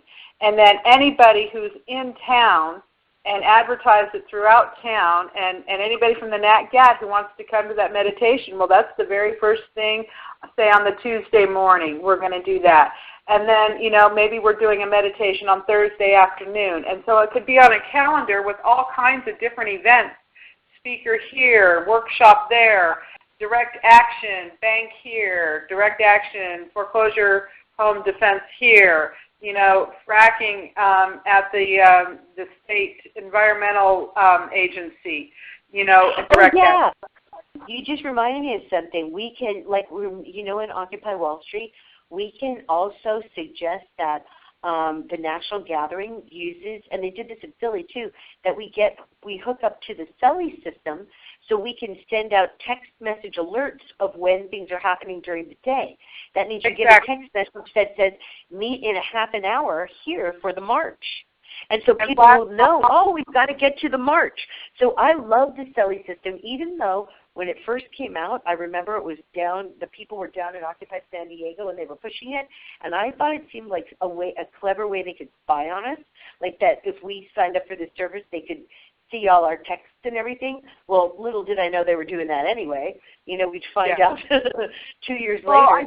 I do know that Punk Boy up in San Francisco is very effective on the Twitter for that. He does that. Punk Boy and I are friends. So me and Punk Boy are gonna. Oh, did you know about Punk Boy's radio show? He sent out a tweet about. He sends a tweet about it. I just haven't been able to connect with it. Okay, you should try that this Saturday because he needs people to call in. So what you do is you call the number, look at his tweet, you call the number, and then it'll put you like in a queue. And then you'll hear, in the meantime, while you're waiting, you'll hear what he's talking about with the person on the phone. And so you always have great things you can talk about. But I guess he wanted to make sure people were calling in. So I forgot to call in the last 2 weeks. I called in the first 2 weeks. But if you want to call in, definitely just make a note about that because I would like for him to be, successful. And he was trying to get practice. And, I forgot the last 2 weeks. I feel bad. But one day I was at a family gathering, and I don't even know what happened last Friday. Oh, yeah, I was at dinner, and then we had a light brigade. And then after the light brigade, I was going to call in, but we all stayed and talked forever. We did the People Connect me with the light brigade down there again. I need is that Carol Janikow? Is Carol Janikow a good one to get together for the light brigade? I want to do a light brigade up in Orange County, and I think I want to bring LA's light brigade down, and I want to bring San Diego's up for something in Orange County. No, Carol's the one who runs the Quaker Center, but and she's also on the commission to decommission San Onofre with Martha Sullivan and Ray Lutz, all Occupy San Diego people. But who you'd want to contact is the Overpass Light Brigade San Diego. Just go to their Facebook page, Overpass Light Brigade San Diego, and talk to either Chris West or Larry Pierce. Okay. So either of those two guys, they're the two Light Brigade guys down here. Okay. They're my little buddies. I love those guys. God, they're so awesome down here. I want to get Ozzy Manji up talking. I want him to come up to Sacramento too, from down there. Yeah, well, I think that the guys down here have been talking about a Light Brigade reunion. I shouldn't say anything because I don't want to, I don't know, maybe I just think it's kind of cool. But I know Occupy Fresno has come down to San Diego a couple times to stand in solidarity with our actions, and they were friends with our live streamer, Christy. And so I know that I've seen Occupy Sacramento, I think at Philly, I think is where I met them. But I think it would be awesome if all the Light Brigade people in San Diego, in California, all got together and made a giant Light Brigade. Yeah. A mega Light Brigade. Yes. The national. And we'll see how many people come. No. We let all the Light Brigades get together horizontally on their own with no input. Well, I guess that wouldn't be horizontal. But I would like to see if with all the letters they bring, what they come up with as far as a message on their own. Wouldn't that be awesome? You are so clever. I think that's great. We'll send out invitations. Right on. And then you know what we can do? Oh, you know what would be so fun is we put all the letters in a big circle, and people could decide they want to say a message, and they come up and they point at certain people, and those people come to the middle, and they rearrange the people, and then everyone spells a message. That would be so fun. You just write a word. Wouldn't that be awesome for an interactive Light Brigade? Absolutely. And we can do that at a highly visible park. And we can use somebody around the world to pick something and then display it for Syria or display it for whoever, because I know we have streamers all over the world, and just connect with somebody in Turkey or somebody in the Ukraine or somebody in, wherever, and have it very interactive, like in solidarity with That's amazing. I love it. So we could have these people on either a live stream or Ustream if they're able. Remember, people in Turkey, they've got all their social media cut out right now. I think they're finding workarounds, though, where they're getting IP addresses out that are circumventing their control of Twitter and other social media. Also, we have a couple festivals going into Turkey, so we might get some new out of Turkey through some of the festivals that will be happening in there. Okay, well, back to your idea. I really, really like that because let's say someone's got a computer. We can get people that have tablets or computers, and they can pull up an image of a live stream or even a photo of someone holding up a letter from another country. And maybe we can, but they might have letters that are in English. So this might get really interesting. They might, I don't know. We could see if they can get together with people, and we could have a Skyped Light Brigade in some way. I don't know how that would work, except my friend Chris from down here is bringing his projector and his screen. So we'd be able to project it onto a screen for sure. Right on. Because he's going to have live stream capability. Or a building. Well, right. Yes, of course. There you go. Perfect. The Capitol. Yeah, we were doing that for... I say we definitely should have some kind of evening event at the Capitol where we completely project onto the Capitol all of our messages. I've got an idea. I've got a great idea. Okay, I don't know. I'm sorry. I'm not trying to monopolize anything right now. I'm just brainstorming, and I've been moving for like so long. It feels good to be creative right now, and thank you so much for staying and talking. I love just brainstorming. Okay, what about this?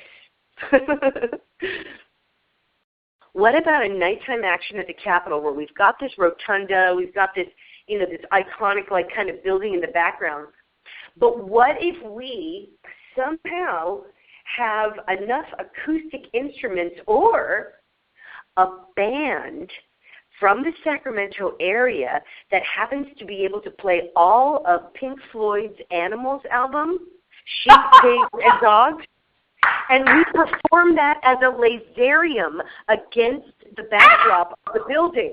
But the musicians are playing animals. I'm a musician. I'll play guitar. I'm bringing one anyway. If Chaz was listening to this, he would love that idea too, I'm sure. Oh, yes. How fun. Something like that. Absolutely. That's 41 minutes. That's 41 minutes. If I can find a Sacramento band that will play Animals all the way through, because people could dance too. We could make it like they could use it for flash mobs too. We just say You the know whole who? thing is animals. You know who to connect on that one is Robert. Robert is on the call. Occupy California. You got to connect with him. Robert Cruz. Robert Cruz. Yes. Bobby Okay, Cruz. yeah, he's connected. He's connected on my Southern California coordination page. But the last communication I got from him said that he was going to be kind of without computer or wireless or something for a while. So I haven't seen him on there for a while, but I haven't been on there. So Yeah, it might just but he was on the call today, and he's definitely available by telephone, but he definitely is somebody that knows a lot of people that could help bring that together. Okay, and he's up in Sacramento, though, so I can meet with him when I get up there. He's in Redlands, actually. He's a little bit further north. He's in NorCal. How far is that from Sacramento? You know where Redding is? It's about equidistant. I think it's about the same from Sacramento that LA is from Sacramento. I think Sacramento's dead center for Redding. That far? That's 7 hours. So. Yeah. Oh, it's like 3-4 hours. Yeah. Okay. Well, we can work on that. I also, one of my old roommates is from Sacramento. He's a bass player, and he was in a band in Sacramento, and also I was in a band for many years down here. I've been in quite a few bands actually, but I have no problem at knowing how to and coordinating the local music community up there to figure out how to find these people. So yeah, no problem at all. Even if I can't get a hold of Robert, I just really need to get up there on the ground is what I want to do. And I'm almost out of here. It's like I'm trying to use this opportunity because I'm not going to have a house for a while. So I've got to make sure all the dishes are washed, and I've got a spinal injury, so I've got to go slow, and I've got to get things packed up. And anyway, it was 95 degrees here, and I have not had water all day. I'm going to need to go get some because my head is actually starting to hurt. Right on, and I got to get going and cook dinner. Okay. Well, it's so good to talk to you, and sorry for talking so long, but I love brainstorming with you. I'll definitely try to meet up with you tomorrow. Okay, text me your phone number, and hopefully we'll meet at the dance. If not there, at the second, definitely the second march that we're doing. That's at like 3 o'clock. Okay. And that will be an important one for networking. With the hardcore groups. AIM, Idle No More, those guys. Okay. And again, I might just be too exhausted. I might just need downtime. But I'll talk to you later, Nikki. I'll text you right away. Okay, bye. You are currently the only person in this conference.